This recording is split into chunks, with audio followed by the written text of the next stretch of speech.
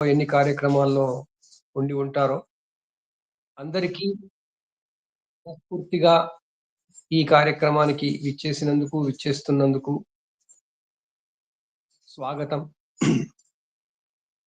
మనం మన కార్యక్రమంలో జ్యోతిషం అనే శాస్త్రాన్ని వీలైనంత ప్రయోజనకరంగా చేసి ప్రజలందరికీ అందించాలనే ఉద్దేశంతో దాని అవసరం మనకి ప్రతి క్షణము ఉంటుందని గుర్తు చేసే విధానంలో మన కార్యక్రమాలన్నీ దానికి తగ్గట్టుగా చూసుకుంటున్నాం.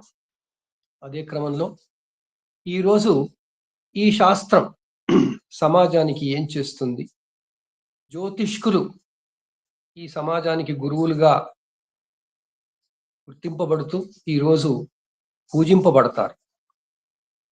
ఎంత చిన్న జ్యోతిష్కుడైనా ఎంత పెద్ద జ్యోతిష్కుడైనా ఈరోజు గురువుగా నమస్కారాలు అందుకుంటాడు. ఇంతటి మహత్తరమైన ఈ రోజునాడు ఈ జ్యోతిష్కులైన వారందరూ కూడా సమాజానికి ఎలాంటి గురుత్వం ఇవ్వాలి, ఎలాంటి గురుత్వం ఇస్తే బాగుంటుంది, ఎలాంటి గురుత్వం ఇస్తున్నారు అన్న విషయాల మీద స్వానుభవంగా గురువులను అనుకరించే శిష్యులు తమ అనుభవాలు చెప్పుకోవాలన్న ఉద్దేశంతో ఈ కార్యక్రమంలో ఇతివృత్తాన్ని ఈరోజు ఎంచుకోవడం జరిగింది. ఈ రోజుకి ప్రత్యేకత ఏమిటి అనేది ఎన్నోసార్లు ఎన్నో చోట్ల చెప్పుకుంటున్నాం. చాలా అతి సామాన్యంగా చెప్పుకోవడానికి ఏమిటి అంటే, అనాది కాలంలో మానవుడు అనేవాడు ఉద్భవించి మానవుడుగా గుర్తించబడుతున్న సమయంలో అప్పుడు 3 ప్రశ్నల తలెత్తాయి మనిషి మెదడులో. వాటిని త్రిప్రశ్నాధికారము అనే అంశం క్రింద మన వేదాల్లోనే చెప్పబడ్డాయి. దేశము, దిక్కు, కాలము, దిగ్దేశ కాలములు అంటారు. ఆ తరువాత మానవుడి యొక్క పరిశోధన పరిఢవిల్లి కాలక్రమంలో శాస్త్రాలని నిర్మించుకొని సమాజ సూత్రాలను నిర్మించుకొని ఆనందకరమైన జీవనం కొరకు ప్రయత్నం చేస్తూనే ఉన్నాడు. అందులో భాగంగా కాలం, ఆరోగ్యం, ఆచారం ఈ 3 వచ్చాయి. కాలాన్ని గణించడం తప్పనిసరి. మంచి జీవనం కావాలి అంటే ముందు కాలం తెలియాలి. అందువల్ల కాల జ్ఞానం. ఆ కాలంలో మనం జీవించడానికి కావలసింది ఆరోగ్యం. కాబట్టి ఏ కాలంలో ఆరోగ్యం ఎలా ఉండాలి అని చెప్పుకోవాల్సిన అవసరం ఉంటుంది. ఆరోగ్యం అలా ఉండాలి అంటే మనకు కావలసింది ఆచారం.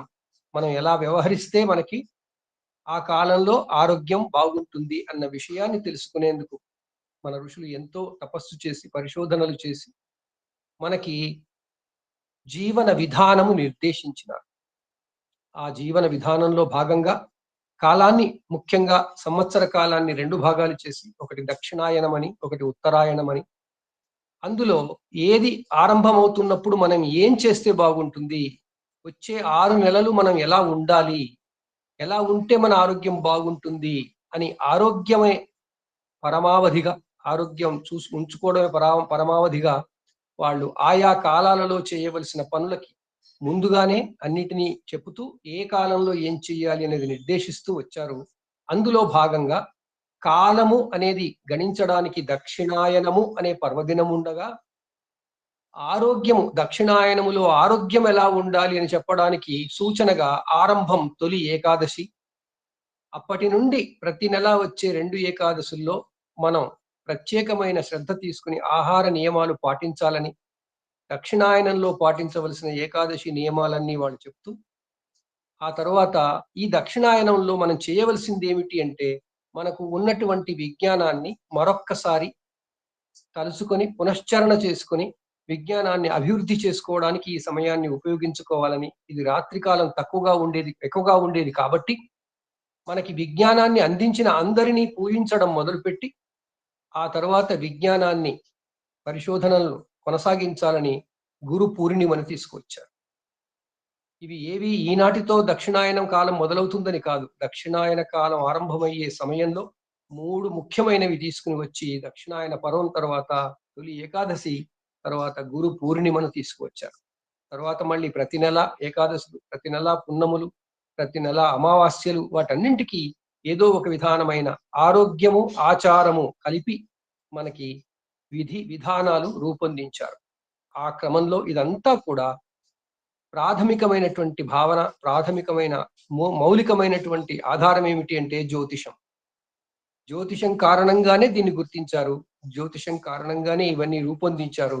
అలాంటి మహత్తరమైన ఈ గురు పూర్ణిమ నాడు ఈ విజ్ఞానానికి అంతటికీ మనకు ప్రసాదించినటువంటి వ్యాస భగవానుని పుట్టినరోజుగా, వ్యాస భగవానుడి పేరు మీద వ్యాస పూర్ణిమ అని, గురువులందరి పేరు మీద గురు పూర్ణిమ అని మనం దీన్ని పాటిస్తూ, గురువులందరికీ మరొక్కసారి నమస్కరిస్తూ తమ స్వానుభవాలు చెప్పడం కొరకు నేను స్వాగతిస్తున్నాను. అయితే ముందుగా మన అందరిలోకి పెద్దవాడు గురువు గారు ముక్కామల రవీంద్రనాథ్ గారు తాను ఒక జాతకంపై చేసినటువంటి కొన్ని విషయాలు గత వారం మిగిలిపోయి ఉన్నాయి కాబట్టి తాను కొనసాగించి కాసేపు చెప్తానని చెప్పారు. అది గురు ప్రసాదంగా మనం స్వీకరించి మనం వారి యొక్క జ్యోతిర్వాణి విందాం. తరువాత గురు పూర్ణిమ, గురువులుగా జ్యోతిష్కులు సమాజానికి చేయవలసిన విషయాల గురించి మనం అందరం జ్యోతిర్వాణి వినిపిద్దాం. అందరికీ మరొకసారి స్వాగతం. రవీంద్రనాథ్ గారికి స్వాగతం చెప్తూ వారి జ్యోతిర్వాణి కొనసాగించవలసిందిగా కోరుతున్నాను.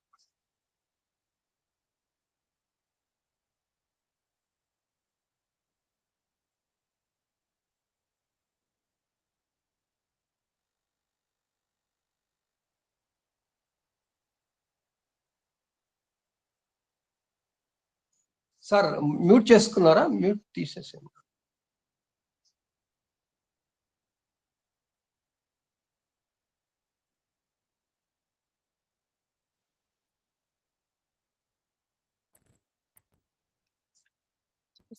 మాట్లాడండి, తెలుస్తుంది. వినిపిస్తోందా?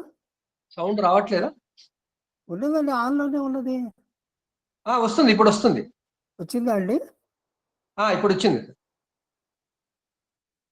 ధన్యవాదాలు సోమనాథ శాస్త్రి గారు. సమూహంలో ఉన్న గురువులందరికీ గురు పౌర్ణమి శుభాకాంక్షలు.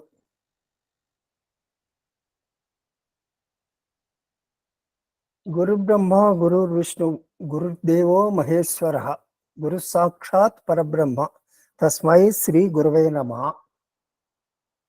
ఈరోజు ఉదయం నుంచి నా చిన్నతనంలో ప్రాథమిక విద్య నుంచి నా పిహెచ్డి అయ్యే వరకు ఉన్న గురువులందరినీ తలుచుకున్నాను. ఎవరెక్కడున్నారు, ఏమిటి చేస్తున్నారని. వారు ప్రసాదించిన భిక్ష వలనే ఈ రోజున మనం అందరం ఒక దగ్గర ఉండి 4 మంచి విషయాలు చెప్పుకోగలుగుతున్నాం. సరే, గురు పౌర్ణమి గురించి దాని ఉపోద్ఘాతం అంతా మన గురువు గారు సోమనాథ శాస్త్రి గారు చెప్పారు. సరే, పోయిన వారం విషయం నేను ఒక పోస్ట్ పెట్టాను. ఒక పేరు తాలూకు ప్రభావం ఒక జాతకుడి మీద ఎలా ఉంటుంది అంటే, పేరు తాలూకు ప్రభావం జాతకుని మీద ఉంటుంది అనేది పరాశరుల వారు గ్రహావస్థల గురించి చర్చిస్తుండగా వాటి గురించి చెప్పారు. ముందుగా పేరులో ఏముంది, పెన్నిధి అంటారు కొందరు. పేరులోనే ఉన్నది పెన్నిధి అంటారు కొందరు. ఆ రెండోదే నిజమని చెప్పి, ఎందుకంటే శబ్దానుకున్న శక్తి అలాంటిది. ఈ మహావిశ్వమే ఓంకారనాదం నుంచి ఉద్భవించిందని చెప్పబడింది. శబ్దానుకున్న శక్తి అలాంటిది. మనం ఒక మంచి మాట విన్నప్పుడు మనం సంతోషిస్తాం, చెడు మాట విన్నప్పుడు సంతోషించాం. కొన్ని మాటలు వింటే మనకు భయం వేస్తుంది. మంచి సాహిత్యం చదివితే ఉల్లాసంగా ఉంటుంది. ఏంటి, శబ్దానికి ఒక మనిషిని ప్రభావితం చేయగలిగిన శక్తి ఉన్నది. శబ్దానికి ఒక మనిషిని ప్రభావితం చేయగలిగిన శక్తి ఉన్నప్పుడు ఆ శబ్ద ప్రయోగము మీద సక్రమంగా ఉంటే ఆ వ్యక్తి జీవితానికి అతనికి ఉపయోగకరంగా ఉంటుంది. మనం పేరు పెట్టుకుంటున్నాం, బిడ్డకి పేరు పెడతాం, నామకరణం చేస్తాం. నామకరణం చేసిన తర్వాత ఆ నామకరణం ప్రకారం లేకపోతే వ్యావహారిక నామం మరొకటి వాడతారు సాధారణంగా. ఆ నామంతో ఆ వ్యక్తిని పిలవటం జరుగుతుంది, పరోక్షంగా ఆ వ్యక్తిని ఉదహరిస్తూ ఆ శబ్దాన్ని ఉపయోగించడం జరుగుతుంది. ఆ శబ్దం తాలూకు ప్రభావం, ఆ శబ్దం తాలూకు ప్రకంపనలు ఆ వ్యక్తి జీవితం మీద ఉంటాయా ఉండవా? ఉంటాయనే జ్యోతిష్ శాస్త్రం చెప్తుంది. అందుకనే ఆ వ్యక్తి యొక్క జన్మ నక్షత్రం ఉపయోగించి ఆ నక్షత్రంలో నక్షత్రానికి 4 పాదాలు ఉంటే ఒక్కో పాదానికి ఒక అక్షరం చూసిచ్చి ఈ రకంగా పెట్టండి అని చెప్పడం జరిగింది. మనం దాన్నే చాలా కాలం నుంచి ఆచరిస్తూ వస్తున్నాం. దాని మీద తర్వాత చాలా రకాలైన రీసెర్చ్ అండ్ డెవలప్మెంట్ అది జరిగింది. మనకు పోయిన వారం, ముందు వారం మన ఉపదర్శ సూర్యనారాయణ గారు దాని గురించి చాలా విపులంగా చర్చించారు. వ్యక్తికి పేరు ఎలా పెట్టాలి? సరే, ఇప్పుడు పరాశరుల వారు ఏం చెప్పారో చూద్దాం. మన గ్రహావస్థల్లో 5 రకాలు. బాలాది అవస్థలు, అంటే ఫిజికల్ బాడీ మరియు సిస్టమ్ ఉంటుంది. జాగ్రత్తాది అవస్థలు, లజ్జాది అవస్థలు, దీప్తాది అవస్థలు, శయనాది అవస్థలు అని 5 రకాల అవస్థలు ఉన్నాయి. మొదటిది ఫిజికల్ బాడీ అండ్ సిస్టమ్ మీద పనిచేస్తూ ఉంటే, దీప్తాది అవస్థలు deals with the light of the soul. అతను ఆత్మ ఏ రకంగా స్పందిస్తూ ఉంటుంది దీప్తాది అవస్థలను బట్టి.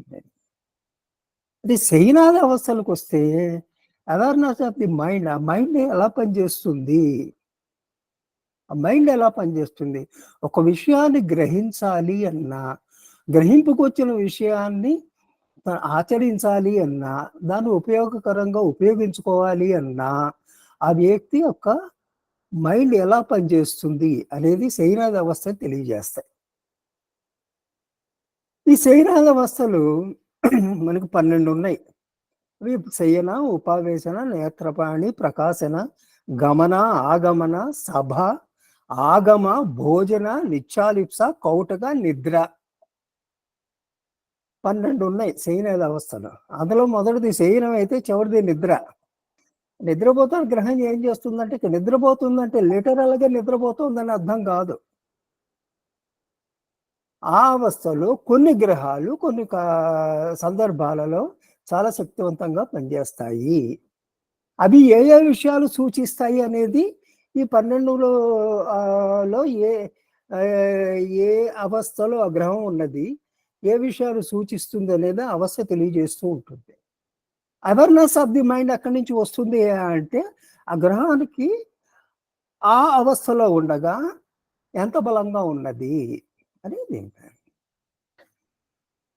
ఇక్కడ ఏం చేశారు పరాశరుల వారు, ఏం చెప్పారంటే, ఈ శయనాది అవస్థల్ని మనం గణించడం అనేది కొంచెం క్లిష్టంగా ఉంటుంది వ్యవహారం. అది సూర్యోదయం నుంచి ఎన్ని ఘడియలకి జననం అయింది, లగ్నం ఏమిటి, లగ్న స్ఫుటం ఏమిటి, గ్రహం ఏమిటి, గ్రహ స్ఫుటం ఏమిటి, గ్రహ నవాంశ ఏమిటి,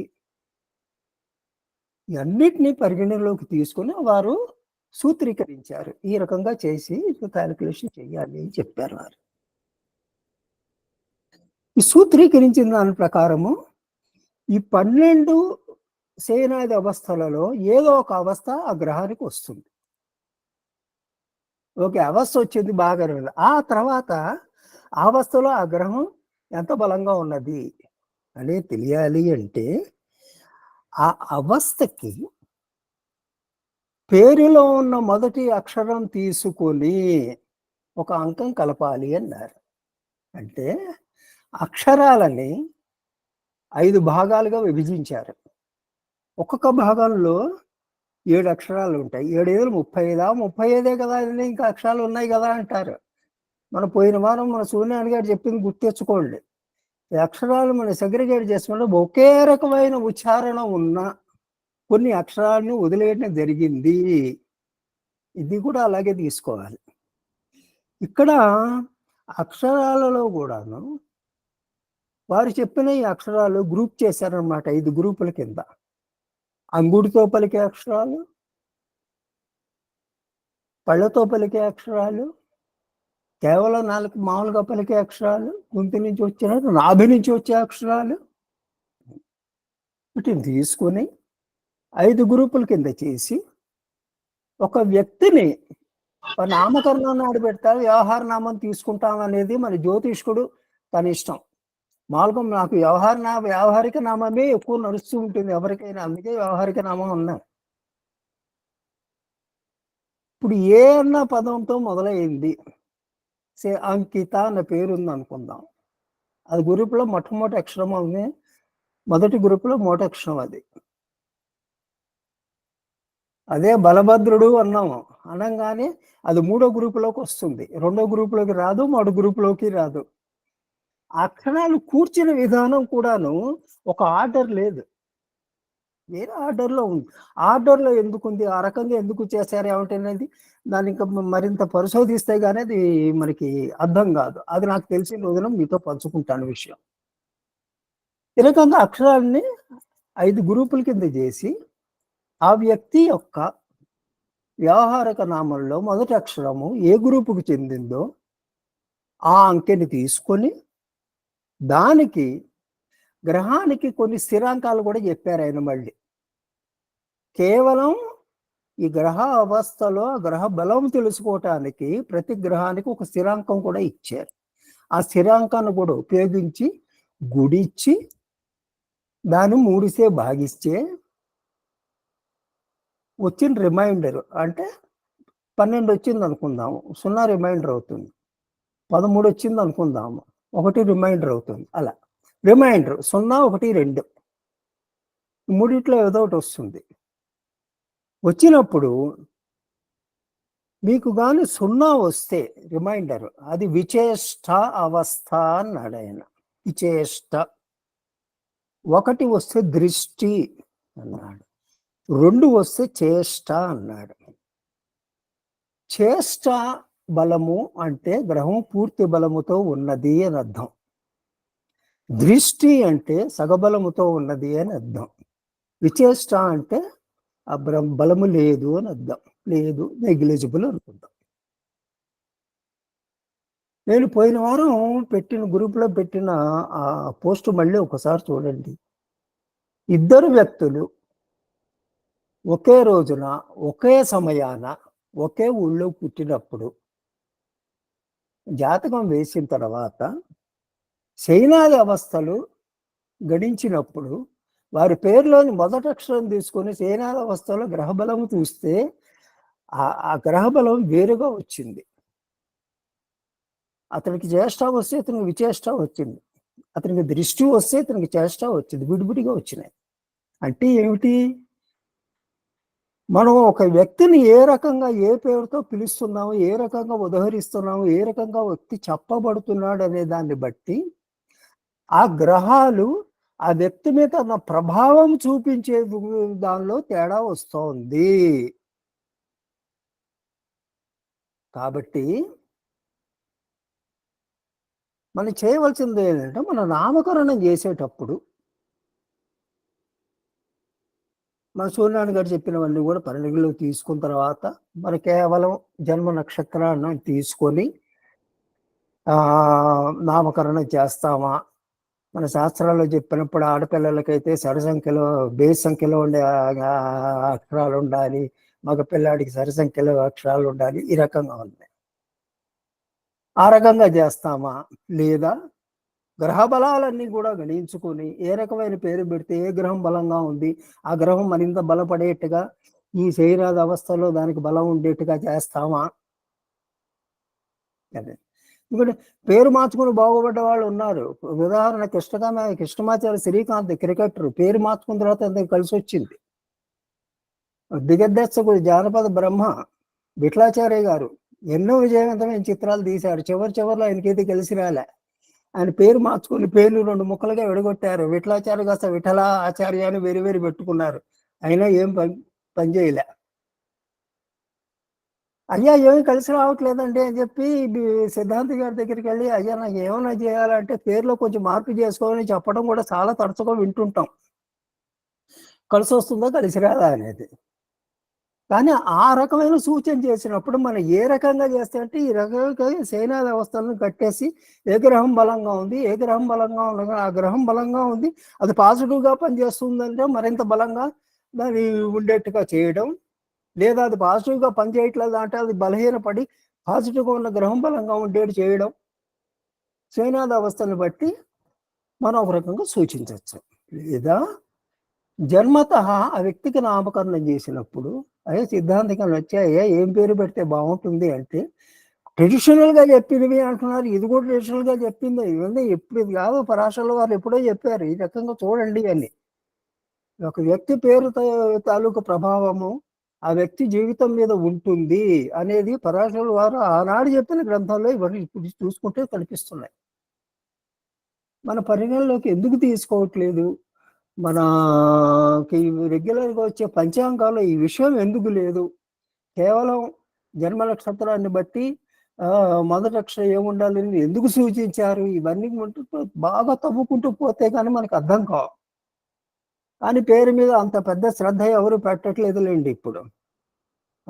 కానీ పేరు తాలూకు ప్రభావం వ్యక్తిని ఎలా పిలుస్తున్నాం, వ్యక్తి ఎలా ఉదహరించబడతాడు అనే దాని ప్రభావం వ్యక్తి జీవితం మీద ఉంటుంది అనేది పరాశరుల వారు ఆనాడు చెప్పిన దాని ప్రకారం మనకు అర్థమవుతుంది. ఆ ప్రభావం ఉంటుంది, శబ్ద ప్రభావం ఉంటుంది. మన వ్యక్తిని పిలిచేటప్పుడు ఉదహరించేటప్పుడు మనం చాలా జాగ్రత్తగా ఉండాలి. మంచి పదాలు వాడు పెట్టుకుని పేరుతోనే వాడు పిలుస్తుంది సరే, ఎవరిని కూడా మన పరుష పదాలతో ఉదహరించకూడదు, మాట్లాడకూడదు. మంచిది కాదు మనకి ఎవరికి కూడా. సో ఇదండి పరాశరుల వారు చెప్పింది. మనకి పేరును బట్టి ఒక వ్యక్తి జీవితం ఉంటుందా ఉండదా అంటూ ఉంటుంది అనే పరాశరుల వారు చెప్తున్నారు. వారు చెప్పిన వివరం నేను మీతో పంచుకున్నాను. మిగతా విషయాలు పెద్దలు ఎవరు మాట్లాడితే మనం మళ్ళీ చర్చించుకుందాం. ధన్యవాదాలు. సార్, చాలా గురుగారు అద్భుతమైనటువంటి విషయాన్ని ఆవిష్కరించారు. జ్యోతిషంలో దీని గురించిన ఇంత లోతైనటువంటి విషయం ఉంది అని నిజంగా మరొక్కసారి అందరికీ తెలిసేలా చెప్పారు. చాలా చాలా ధన్యవాదాలు sir.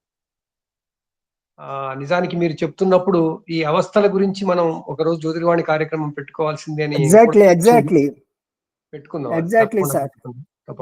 Preparing slides for that. Oh so nice. తప్పకుండా పెట్టుకుందాం. మీదే ప్రత్యేకమైన జ్యోతిర్వాణి కూడా పెట్టుకుందాం. తప్పకుండా.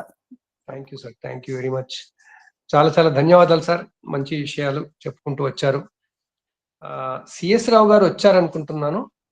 నాకైతే ఇక్కడ కనపడడం లేదు.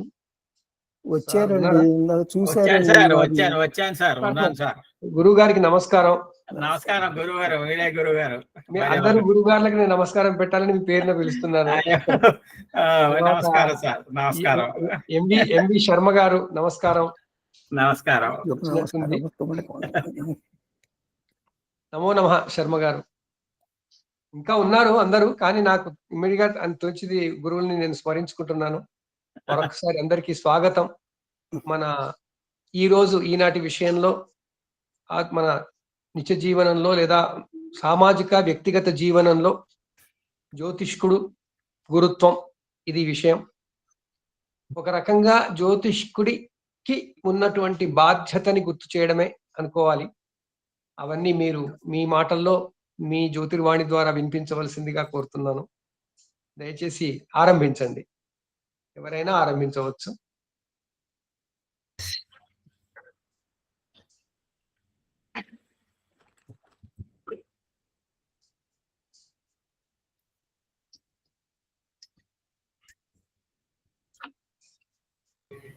సార్ నమస్తే సార్.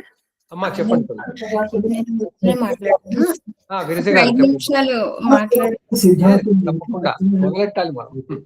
శ్రీ గురుభ్యో నమః.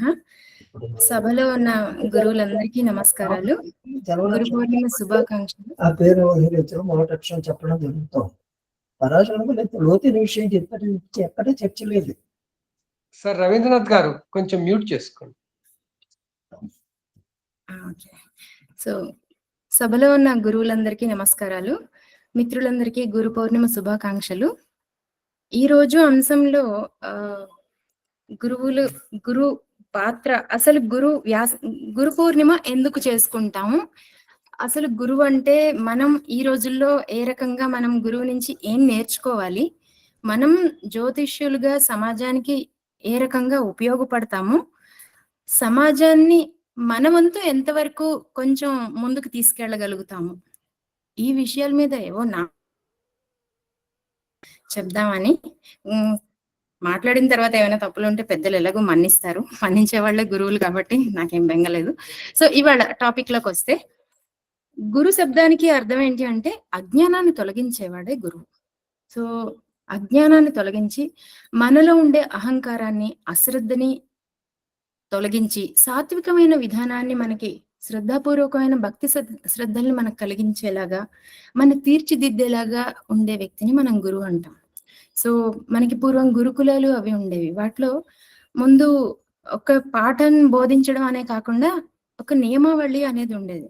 ఉదయాన్నే ఓ పద్ధతిగా లేవడం, దైవ కార్యాలు చేయడం, శరీర కాలకృత్యాలు తీర్చుకొని దైవ కార్యాలకి పూజ పునస్కారాలు ఏ రకంగా చేసుకోవాలి, శ్లోక పఠనాలు, ఆ తర్వాత విద్య అందించడం, ఇవన్నీ ఒక పద్ధతిగా చేశారు.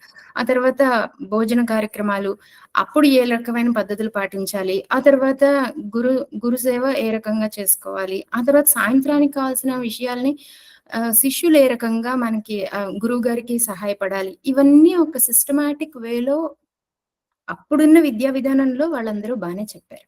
ఆ విధానంలో మనకి వాళ్ళు నేర్పించిన విధానంలో వాళ్ళు ఎన్ని నేర్చుకున్నారో ఇప్పుడు మనం ఇప్పుడున్న జీవన విధానంలో అని నేర్చుకోలేకపోతున్నాం. వాళ్ళు ఏమేమి విషయాలు నేర్పేవారు, ఆచరించుతూ ఆచరణ యోగ్యంగా ఉండే విషయాలన్నీ, జీవితానికి పనికొచ్చే విషయాలన్నీ నేర్పిస్తూ ధార్మికమైన జీవన విధానాన్ని అలవాటు చేసుకునేలాగా మనకి అలవాటు చేస్తూ, అదే విధంగా ఒక నియమబద్ధంగా ఉండే ఒక ఉపయోగకరమైన ఆలోచనలతో దానగుణం ఉండే ఇతరులకు ఉపయోగపడుతూ సమాజాన్ని ఉద్ధరించే విధానంలో మనకి జీవన విధానం ఉండాలి అనే విధంగా తీర్చిదిద్ది, ఆ తర్వాత దైవభక్తి, ధార్మిక విషయాల్లో ఆసక్తి ఉండేలాగా, తర్వాత ముక్తిని పొందే విధానాన్ని కూడా మన జీవితంలో ఎప్పుడూ అంతర్లీనంగా ఎప్పుడు పాటిస్తూ ఉండాలి అనే విధంగా మన గురువులు మన పూర్వీకులు గురుకుల విధానంలో తీర్చిదిద్దేవారు. ఇప్పుడున్న విద్యా విధానంలో మనకి ఎప్పుడు కూడా ఓన్లీ చదువుకోవడం, జీవితానికి ఇప్పుడు ఈ జీవితానికి సంబంధించిందే ఉంది. సో ఇప్పుడున్న విద్యా విధానం గురువులది మనకు అవసరం లేదు, మన టాపిక్ అది కాదు కాబట్టి. సో మనకి జ్యోతిష్యులుగా ఏం చేయాలి, అసలు జ్యోతిష్యంలో జ్యోతి అంటేనే మనకి కాంతి. ఓకే, కాంతికి సంబంధించిన వెలుగులకు సంబంధించిన సమాచారం లేకపోతే మన సబ్జెక్టే లేదు. మనకి జ్యోతిషంలో ఉండే విషయాల్ని ప్రతి మానవుడు ప్రకృతిని అబ్జర్వ్ చేసి, ఏ రోజు పౌర్ణమి వస్తుంది, చీకటిగా ఉంటే ఆహా ఇది అమావాస్య కాబోలు, మొత్తం వెలుగులు ఉన్నాయి కాబట్టి ఇది పౌర్ణిమ, ఆహార విషయాలకి కానీ ఆనందకరమైన విషయాలు కానీ, వర్షం ఎప్పుడు పడుతుంది, మేఘాలు ఎప్పుడు వస్తాయి, ఇదంతా ప్రకృతిని గమనించి మన వాళ్ళు క్రోడీకరించి ఒక చోటు ఉంచారు. దాని ద్వారా అసలు ఈ పౌర్ణమి రోజు ఎందుకు, ఈ వ్యాస పౌర్ణమి రోజును మనం ఎందుకు చేసుకోవాలి, వ్యాసుడు మనకి అన్ని రకాల పురాణాలని, భారత భాగవతాలను అన్నిటినీ కూడా మన జీవన విధానానికి, ఈ భారత భాగవతాలు అంటే ఏంటి, కథల రూపంలో ఉండే ఎక్కువ వైవిధ్యమైన విషయాల్ని చాలా సులువుగా ఒక విధి విధానంలో చెప్పే ప్రక్రియ మాత్రమే ప్రక్రియ. దీన్ని ఎలాగో ఒక పద్ధతిగా చెప్తే మనకు గుర్తుండే విధానంలో చెప్పడానికి కథగా రూపొందించారే తప్ప, భారత భాగవతాలు అంటే రామాయణంలో రాముడు సీత రాముడు కన్నా పెద్దది, పెళ్లి చేసుకున్నాడు నేను చేసుకోవద్దా, ఇలాంటి అర్థం పర్థం లేని విషయాలు కాకుండా, రాముడు ఎవడో చెప్తే వదిలేశాడు, ఇలాంటి విషయాలు తీసుకోకూడదు. అందులో ఉన్న వైజ్ఞానిక విషయాలు ఏంటి, వాళ్ళు ఏ దృక్కోణంలో ఆ కథలాగా మలచి మనకి ఇచ్చారు, ఆ కథలో అంతర్లీనంగా ఉండే ఆ విజ్ఞానం ఏంటి అనేది తెలుసుకోవడానికి కథలాగా చెప్పారు తప్ప అర్థం పర్థం లేని వ్యాఖ్యానాల గురించి అసలు కావు. అలా మనం ఒక దాన్ని చదివేసి సబ్జెక్ట్ తెలుసు అనేది పద్ధతి కాదు. అందుకే గురుముఖత నేర్చుకోవాలి అని అన్నారు. రామాయణం మనం పుస్తకంలో చదివేస్తే కథలాగే ఉంటుంది, అదే ఒక గురువు చెప్తే అందులో ఉన్న వైజ్ఞానిక విషయాలు, అందులో ఉండే ధార్మిక విషయాలు మనకు తెలుస్తాయి. సో ధర్మబద్ధమైన జీవనం చేయడానికి ఉపయోగకరంగా ఉంటుంది. ఒక రామాయణం అనే కాదు, ఏ విషయాన్నైనా, ఏ ధార్మిక విషయాన్నైనా, ఏ శాస్త్రాన్నైనా గురుముఖత నేర్చుకోవాలి అని అందుకే మన పెద్దవాళ్ళు చెప్తూ ఉంటారు. ఆ పర్టికులర్ సబ్జెక్ట్ లో ఎవరైతే నిష్ణాతులు ఉంటారో వాళ్ళే దానికి సంబంధించిన గురువులు మనకి. అందుకనే ఒక విషయాన్ని పూర్తిగా అవగాహన వచ్చేలా తెలుసుకోవాలి అంటే గురుముఖతనే తెలుసుకోవాలి. ఈ రకంగా గురుముఖత తెలుసుకున్న మనకి జ్యోతిష శాస్త్రంలో గురుముఖత నేర్చుకుంటే ఎన్నో రకాల విషయాలు తెలుస్తాయి. మనకు మనమే పుస్తకం చదువుకుంటే కొన్ని తెలుస్తాయి, కొన్ని గుర్తుంటాయి, కొన్ని ఊహాజనితంగా అనుకునేవి తప్పులు పోతూ ఉంటాయి. సో జ్యోతిష పరంగా మనకి గురువు ఎప్పుడు కూడా మనకి ఒక ధైర్యం, ఒక ఆలోచనలో మనకి ఏదైనా అనుమానం వస్తే నివృత్తి చేసేది గురువు. మనకి ఏదైనా భయం వస్తే అభయాన్ని ఇచ్చేది గురువు. గురుముఖత ఏవైనా తెలుసుకుంటే మనకు ఒక గురువు ఉన్నారు అనే ఒక ధైర్యాన్ని ఎప్పుడూ కలిగించే గురు స్థానం చాలా విలువైనది. శివాయ గురువే నమః, ఆ తర్వాత శంకరాచార్యులు, భగవత్పాదులు, వీళ్ళందరూ మనకి ఆ లిస్ట్ తెలిసినవే. కానీ మనకి జ్యోతిష శాస్త్రంలో నాకు సంబంధించినంత వరకు నా మొదటి గురువు మా నాన్నగారు, తర్వాత ఆచార్య సుబ్రహ్మణ్యం గారు, ఆ తర్వాత కమలాకర శర్మ గారు. గురుత్రయం. నేను రోజు ముగ్గురిని ఉదయాన్నే తలుచుకుంటూ ఉంటాను. ఎందుకంటే జ్యోతిష్యం అంటే నాకు చాలా ఇష్టం. జ్యోతిష భిక్ష పెట్టిన గురువుల్ని రోజు తలుచుకుంటాను నేను. సో వాళ్ళు చెప్పే విషయాల్లో విన్నప్పుడు ఓహో ఇది ఇంత సులువుగా కూడా అర్థం చేసుకోవచ్చా అనే అంత సులభమైన రీతిలో చెప్తారు గురువులు. దాన్ని ఏ రకంగా ఆలోచించాలో అనేది తెలుసుకుంటూ ఉంటాం. ఇప్పుడు ఉదాహరణకి మనకు ధనభావం ఉంటే ఓహో డబ్బులు హౌ టు మేక్ మనీ ఇంతే కావాలనుకుంటాం. దాన్ని ఏ రకంగా ధార్మిక విషయాల్లో ఎలా ఆలోచించాలి, ఇంకా ఆధ్యాత్మిక విషయపరంగా ఎలా చింతన చేయాలి, ఇలాంటి అనేక రకాలైన కోణాలని వాళ్ళు మనకు చెప్తారు. అవి మనం తెలుసుకోవడం ద్వారా మనం ఇతరులకు కూడా సహాయపడతాం. మనకి గురువులకు సేవ చేయడం అంటే మనం గురువుల నుంచి ఏవైతే మంచి విషయాలు నేర్చుకున్నామో అవి సమాజానికి అందించాలి. అదే మనం గురువులకు చేసే సేవ. సో ఈ రకంగా మనం అదే జ్యోతిషులుగా ఎలా అంటే మన దగ్గరికి ఎవరైనా వచ్చినప్పుడు అందులో జాతకంలో గుణదోషాలు ఏమైనా ఉంటే మంచి విషయాలని వాళ్ళని నువ్వు ఎక్కువగా కష్టపడి శుభ్రంగా ప్రయత్నం చేస్తే ఈ మంచి విషయాలన్నీ నీకు దక్కుతాయి అని చెప్తూ, ఇబ్బందికరమైన విషయాల్ని ఏం పర్వాలేదు, ఈ మాత్రం పరిహారాలు చేసుకొని కొంత ఓర్పుగా ఉంటే ఇవన్నీ కూడా ఇబ్బంది తగ్గుతాయి అనేది మనం సూచన చేయాలి. ఆ రకంగా మనం జ్యోతిషంలో ఒక గురుత్వ స్థానం అంటే ధైర్యం చెప్పే మార్గం. అది నాకు తెలిసినంత వరకు. అందుకని మనం జ్యోతిషులుగా వాళ్ళ చేత ధార్మిక విషయాల్లో అన్ని రకాలుగాను రెమెడీస్ అని చెప్తూ వాళ్ళకి ఓర్పుగా ఉండే టైం పీరియడ్ బాగాలేనప్పుడు ఓర్పుగా ఉండాలని సూచన చేస్తూ, మంచి విషయాలు ఉన్న విషయాల్ని గట్టిగా ప్రయత్నం చేసి సాధించుకోవాలి అని చెప్తూ, అంటే అవకాశాలు ఉన్నంత మాత్రాన జాతకం బాగుంది అన్నంత మాత్రాన ప్రయత్నం చేయకుండా ఏమీ రాదు. నువ్వు ప్రయత్నం చెయ్యాలి బాబు, మంచి ఉద్యోగ అవకాశాలు ఉన్నాయి అని జాతకంలో కనిపిస్తుంది. కానీ పోటీ పరీక్షలు రాయకుండా, ఇంటర్వ్యూ చేయకుండా ఎలా? సో గట్టి ప్రయత్నం చేయాలి అనేది మనం ఎలాగూ చెప్తాం. కానీ కష్ట సమయం వచ్చినప్పుడు మాత్రం కొంత ఓర్పుగా ఉంటూ పరిహారాలు చేసుకోవాలి. ఆ రకంగా ధైర్యంగా ఉంటే మంచి జరుగుతుంది అనేది కొద్ది రోజులు మనం చాలా కూల్ వేలో వాళ్ళని ఉపయోగపడే విషయాల్ని మనం చెప్పగలిగితే వాళ్ళకి మనం కొంత ఉపయోగపడతాం తప్పకుండా జ్యోతిషులుగా. సో జ్యోతిషం ద్వారా సమాజానికి మేలు చేసే విషయాల్లో పరిహారాలు, ధార్మిక చింతన, ధార్మిక విషయాలని కొంచెం చెప్తూ వాటిని జ్యోతిషపరంగా అందరూ శాస్త్రాన్ని నేర్చుకునేలాగా ముందు కొంత అవగాహన కలిగి ఉండేలాగా మనం సూచన చేస్తూ, ధార్మిక విషయాల మీద కొంచెం అవగాహన కల్పిస్తూ పరిహారాల విషయాన్ని చేయించగలిగితే మనం జ్యోతిషులుగా కొంతవరకు సమాజానికి ఉపయోగపడతాము. అందులో గురుత్వం ఎంత అనేది వారి వారి స్థాయిల్ని బట్టి ఉంటుంది. నాలాంటి వాళ్ళ చిన్న చిన్న స్థాయిలో అందులో గురుత్వం ఏం లేదు.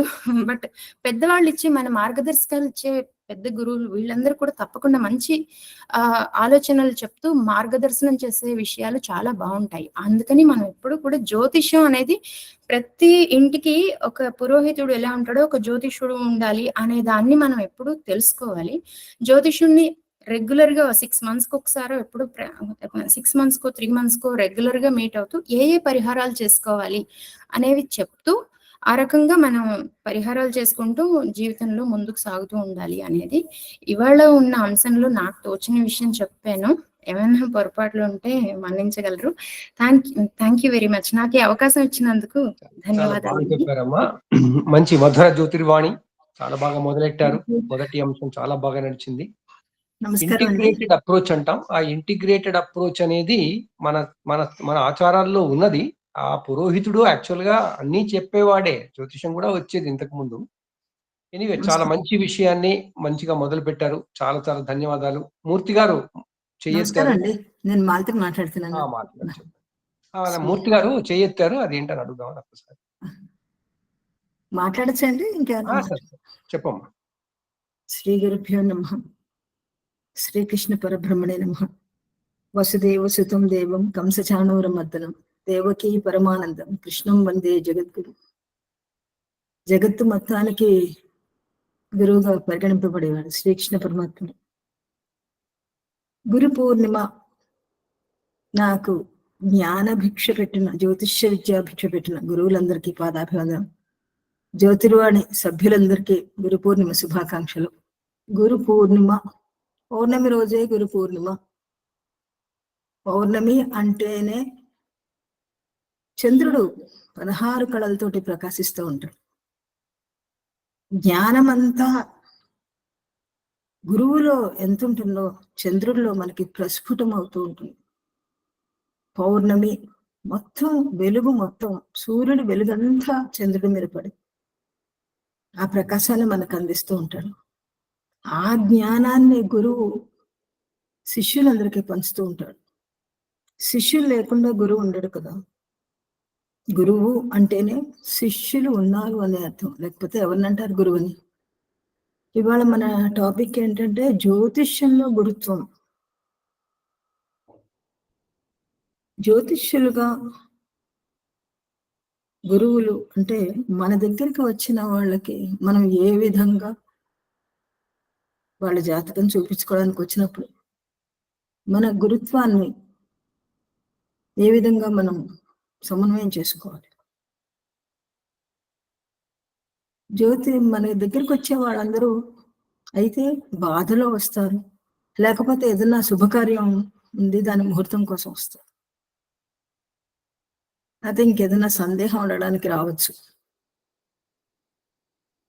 బాధలో ఉన్న వాళ్ళని, ముఖ్యంగా జ్యోతిష్యులకి కొన్ని లక్షణాలు ఉన్నాయని శాస్త్రంలో చెప్పబడే ఉంది. అద్వేషి, నిత్య సంతోషి.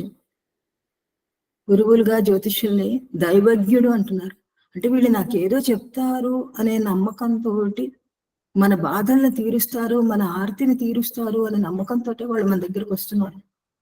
అలాంటప్పుడు ఫస్ట్ పాయింట్ వాళ్ళని భయపెట్టకుండా, వాళ్ళు ఏ బాధతో వచ్చారో ఆ బాధ కాకుండా మనకి చార్ట్ చూస్తుంటే ఎన్నో విషయాలు తెలుస్తూ ఉంటాయి, అర్థమవుతూ ఉంటాయి, కనిపిస్తూ ఉంటాయి. కానీ అన్ని విషయాల గురించి వాళ్ళకి చెప్పకూడదు. పాజిటివ్ గా మోటివేట్ చేయాలి తప్పించి నెగిటివ్ మాట్లాడకూడదు. ఎందుకంటే డాక్టర్ ఒకటి, జ్యోతిష్యుడు ఒకటి. వీళ్ళు మాట్లాడిన మాటలు వాళ్ళ ఎదుటివాడు ఎవరైతే అడుగుతున్నారో, క్వశ్చన్ అడుగుతున్నారో వాళ్ళ బ్రెయిన్ లో ఫిక్స్ అయిపోతాయి. ఎన్ని ఏళ్ళైనా అవి అలా ఉండిపోతాయి, సుషుప్త అవస్థలో ఉండిపోతాయి బ్రెయిన్ లో.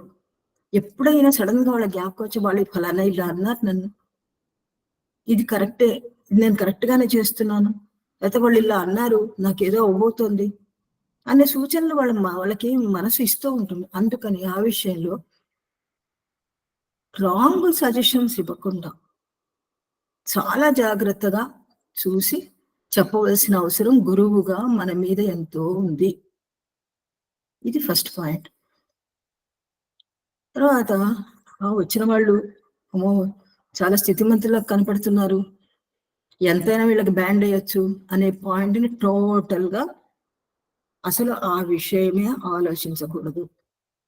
మనం వాళ్ళకి సహాయం చేయడానికి మాత్రమే ఇక్కడ ఉన్నాము అనే భావన ఉండాలి తప్పించి, జ్యోతిష్యం అనేది ఆధ్యాత్మిక శాస్త్రం. మనం ఎదుటి వాళ్ళకి సహాయం చేస్తే అదే సహాయాన్ని భగవంతుడు మనకి ఇస్తాడు. పూర్వ జన్మలో ఎప్పుడో మనతోటి ఏదో విధమైన అనుబంధం ఉంటేనే వాళ్ళు ఈ జన్మలో మన దగ్గరికి వచ్చి ఏదన్నా అడగడానికి అవకాశం ఉంటుంది. కానీ ప్రపంచంలో ఎంతో మంది ఉన్నా అందరూ మన దగ్గరికి జ్యోతిష్యపరంగా మనని అడగరు అనేది నా భావన. సో వచ్చిన వాళ్ళకి వీలైనంత వరగా మన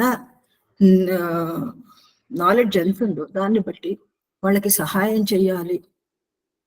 ఏ విషయంలో అయితే వాళ్ళు ఇబ్బంది పడుతున్నారో ఆ విషయాన్ని గురించి సరిగా ఆలోచించి వాళ్ళు ఎక్కడ తప్పుదారి పడుతున్నారో, ఏ ప్రాబ్లం వల్ల వాళ్ళు ఈ పరిస్థితుల్లో ల్యాండ్ అయ్యారో అనేది జాగ్రత్తగా చూసుకుని దానికి తగిన పరిహారాలు, ఆ పరిహారాలన్నీ కూడా వీలైనంత వరకు, ఎందుకంటే మనకి శక్తి తగ్గిపోతేనే మనకి బాధలు వస్తాయి. ఆ శక్తి అంతా మనకి ప్రకృతి నుంచే వస్తుంది. ఆ ప్రకృతి నుంచి శక్తిని గ్రహించుకోవడానికి సరైన సూచనలు వాళ్ళకి చెయ్యాలి. అంటే ప్రకృతికి ఏమైనా వాళ్ళు ఇవ్వగలగాలి. దానాలు చేయడం, బీద వాళ్ళకి సహాయపడడం, వాళ్ళ చుట్టూ ఉన్న వాళ్ళకి సహాయపడడం, చెట్లకి నీళ్లు పోయడం, చెట్లు దానం చేయడం, లేకపోతే చెట్లు నాటించడం, చెట్లు నాటడం, ధాన్యం మొలకలు వేయడం, ధాన్యం పక్షులకు వేయడం, పంచదార చీమలకు వేయడం, ఇటువంటి చిన్న చిన్న వాటితోటే ఎంతో ఫలితాలు వస్తాయని నేను అర్థం చేసుకున్నాను. సో వీలైనంత వరకు చాలా తక్కువ ఖర్చులు, అసలే వాళ్ళు ఇబ్బంది పడిపోయి ఆర్థిక ఇబ్బందులతో ఉండి రకరకాల బాధలతో ఉన్న వాళ్ళని మీరు అది చేసుకోండి ఇది చేసుకోండి అంటే వాళ్ళు ఇంకా ఇబ్బంది పడిపోయి ఇవన్నీ ఎక్కడ అవుతాయని చెప్పేసి మనం చెప్పిన వాటిలో ఒకవేళ ఎక్కువగా చెప్పవలసి వస్తే ఈ గ్రహాల సంబంధించిన జపాలు అవన్నీ ఒక్కొక్కటి ఒక్కొక్క సమయంలో చేయడం వల్ల వాళ్ళకి పూర్తి ఫలితం రావటం లేదు. అంటే వాళ్ళకి ఆర్థిక ఇబ్బందుల వల్ల ఇప్పుడు శనికి జపం చేయాలి, 19,000 జపం చేయాలి. పురోహితులు ఏదో వాళ్ళ పద్ధతి ప్రకారం వాళ్ళకి 1000 జపానికి 1000 రూపాయలు ఇలా అడుగుతుంటే 19,000 ఒక శనికే పెట్టవలసి వస్తే వాళ్ళ పరిస్థితి ఏంటి? ఎక్కడి నుంచి తెచ్చుకుంటారు వాళ్ళ డబ్బులు? ఏదో ఆర్థిక ఇబ్బందులు ఉన్నాయి, నాకు డబ్బులు రావటం లేదని వాళ్ళు మన దగ్గరికి వస్తే శనికి జపం చేయండి చేయించుకోండి అంటే 12,000 ఖర్చు పెట్టాలంటే వాళ్ళకి చాలా కష్టం కదా. అందుకని శివనామం స్మరణ చేసుకోవడం, నువ్వుల నూనె విస్తృతంగా వాడడం, తినడం వంటలో కానీ లేకపోతే ఒంటికి రాసుకుని అభ్యంగన స్నానం చేయడం కానీ, వ్యాయామం ఎక్కువ చేయడం, నువ్వుల ఉండలు చిమ్మిలి తినడం, పంచిపెట్టడం, ఇటువంటి చిన్న చిన్న పరిహారాల ద్వారా వాళ్ళకి చాలా వరకు శ్రద్ధ ఫస్ట్ వాళ్ళకి ఏ పని చేస్తున్నామో ఎందుకు చేస్తున్నాము అనేది అంతా చేస్తున్న పని మీద శ్రద్ధ. అంటే పురోహితుడు జపం చేసేస్తే నాకేదో ఫలితం వస్తుంది అని కాకుండా వాళ్ళందరూ వాళ్ళు కూడా జపం చేసుకోవచ్చు అని పంచాంగంలో ఉన్న చిన్న చిన్న జపాలు వాళ్ళకి ఇవ్వడం, లేకపోతే వేరే మంత్రాలు ఏమన్నా వాళ్ళ ప్రాబ్లమ్స్ కి అనుగుణమైన ఇవి మంత్రాలు ఇవ్వడం, ఇటువంటి వాటి వల్ల వాళ్ళకి తొందరగా ఫలితాలు వస్తాయి అని నాకు అనిపించింది. ఇది కాకుండా సాధారణంగా ఏమవుతుందంటే ముహూర్తాల వరకు వచ్చేటప్పటికి రాంగ్ టైంలో వాళ్ళు, అంటే ఇప్పుడు పెళ్లి టైం ఉందా, అసలు పెళ్లి సమయమే పెళ్లి అయ్యే అవకాశమే లేదు. ఆ పెళ్లి అయ్యే అవకాశం లేనప్పుడు ఎల్లైనా సరే ఈ సంబంధం తీసుకొచ్చారు, ఎల్లైనా సరే ఈ పిల్లకి పెళ్లి చేసేయాలి. అటువంటి పెళ్లిళ్ళ వల్ల వాళ్ళకి వెంటనే డైవర్స్ రావడానికి అవకాశాలు ఎక్కువగా కనిపిస్తున్నప్పుడు అవి సజెస్ట్ చేస్తే మనకే ఎక్కువ దోషాలు వస్తాయి. పెళ్లి వల్ల వాళ్ళు ఇంకా సుఖంగా ఉండాలి తప్పించి పెళ్లి వల్ల వాళ్ళకి ఇబ్బందులు వస్తే ఆ దోషాలు ముహూర్తం పెట్టిన వాళ్ళకి వస్తాయి, పెళ్లి చేయించిన వాళ్ళకి వస్తాయి, అందరికీ వస్తాయి. సో వాళ్ళందరూ పక్కన పెట్టి గురుత్వం అనే భావన మనకున్నప్పుడు ఇప్పుడు ఇది పనికి రాదు, కొన్నాళ్ళు ఆగండి అని మనమైతే ఖచ్చితంగా చెప్పేయాలి. ఇంకా వాళ్ళ ఇష్టం, వాళ్ళు ఏం చేసుకున్నా ఇంకా. కొన్నిసార్లు ఏమవుతుందంటే వాళ్ళు ఫారిన్ కంట్రీస్ నుంచి వచ్చి మాకు ఇంకా ముహూర్తాలు లేవు, ఇప్పుడే నేను చేసుకుంటాం. తప్పదు, అన్ని బాగానే ఉన్నాయి, వాళ్ళకి జాతకాలు అన్ని బాగానే ఉన్నాయి, అన్ని విధాలుగా కుదిరాయి, ముహూర్తం దొరకటం లేదంటే నేను ఆ మధ్య బృహత్ సంహితలో ఒకటి చదివాను. మనకి పగలు ఎలాగా మన ఈ ఒక ముహూర్తం 12ంటికి ఒక ముహూర్తం పెడతాం, అలాగా సాయంత్రం అప్పుడు గోధూళి వేళ ముహూర్తము నార్త్ లో చాలా మంది చేస్తారు. ఇంకా వేరే టైం తోటి ఇది లేకుండా గోధూళి వేళ పెళ్లి ముహూర్తం పెడితే అది చాలా సక్సెస్ అవుతుందని చెప్పేసి బృహత్ సంహితలో ఇవ్వబడింది. సో గోధూళి ముహూర్తంలో పెళ్లి చేసుకోమని సజెస్ట్ చేయొచ్చు అని నాకు అనిపించింది. అది ఒకసారి జ్యోతిర్వాస్తులో కూడా నేను రాశాను, గురువుగారు కూడా అన్నారు ఇది బాగుందని. సో ఈ బృహత్ సంహితలో అది ఇవ్వబడింది. అందుకని గోధూళి ముహూర్తం కూడా ఇంకా ఏ ముహూర్తాలు దొరకనప్పుడు, వాళ్ళకి అనువైన ముహూర్తాలు ఏవి ఆ టైంకి దొరకనప్పుడు ఏ రోజుల్లో అయినా సరే గోధూళి ముహూర్తం మంచిదే, ఆ ముహూర్తంలో పెళ్లి చేయొచ్చు అని చెప్పేసి ఇవ్వబడింది. సో ఇలాగా కొన్ని మనకి సౌలభ్యం, వాళ్ళు అక్కడ సెలవు దొరకదు, రాలేరు, ఇక్కడ వచ్చి మన హిందూ సాంప్రదాయం ప్రకారమే పెళ్లి చేసుకోవాలనే ఉద్దేశం ఉంది, మరి ఇంకా వాళ్ళకి ఏదో విధంగా మనం సహాయపడాలి అనుకున్నప్పుడు ఇటువంటివి చిన్న చిన్నవి ఏమన్నా మనం సజెస్ట్ చేస్తే మంచిదే అనిపించింది నాకు. అలాగా ప్రతి దానికి కూడా మనకి ఎన్ని విషయాలు అందరూ తెలిసినా సరే నెగటివ్లు చెప్పకుండా వీలైనంత వరకు ముఖ్యంగా యాక్సిడెంట్స్ గురించి వాటి గురించి ఈ టైంలో మీరు కొంచెం జాగ్రత్తగా ఉండండి. వెహికల్ డ్రైవింగ్ లో కొంచెం జాగ్రత్తగా ఉండండి. అయితే ఇది ఈ ముఖ్యంగా వెహికల్ డ్రైవింగ్ లో ఎప్పుడైతే చాలా ఇబ్బందులు వచ్చేస్తాయి అనుకున్నప్పుడు రక్తదానం అంటే వాళ్ళ పరిస్థితిని బట్టి, వాళ్ళు రక్తమే ఇవ్వలేనప్పుడు రక్తదానం చేయండి అని వాళ్ళ వయసుని బట్టి కానీ వాళ్ళ శారీరక పరిస్థితిని బట్టి కానీ రక్తదానం చేయండి అని చెప్పడానికి కూడా అవకాశం ఉండదు అనుకోండి. రక్తదానం చేయడం వల్ల తర్వాత రక్తం అంటే యాక్సిడెంట్స్ వల్ల రక్తం కోల్పోకుండా ఉండడానికి అవకాశాలు ఉంటాయి అని చెప్పేసి ఒక ఇది ఉంది. అలాగా అవసరాన్ని పట్టి జలగండ ఉందని లేకపోతే ఇంకేదో ఉందని ఇబ్బందులు కొన్ని చూసుకుని జాగ్రత్తగా ఎంతవరకు వీలైతే వాళ్ళని కాపాడగలము అంతవరకు వాళ్ళని చిన్న చిన్న విషయాలతోటే కాపాడితే బాగుంటుందని చెప్పేసి నా ఉద్దేశం అనమాట.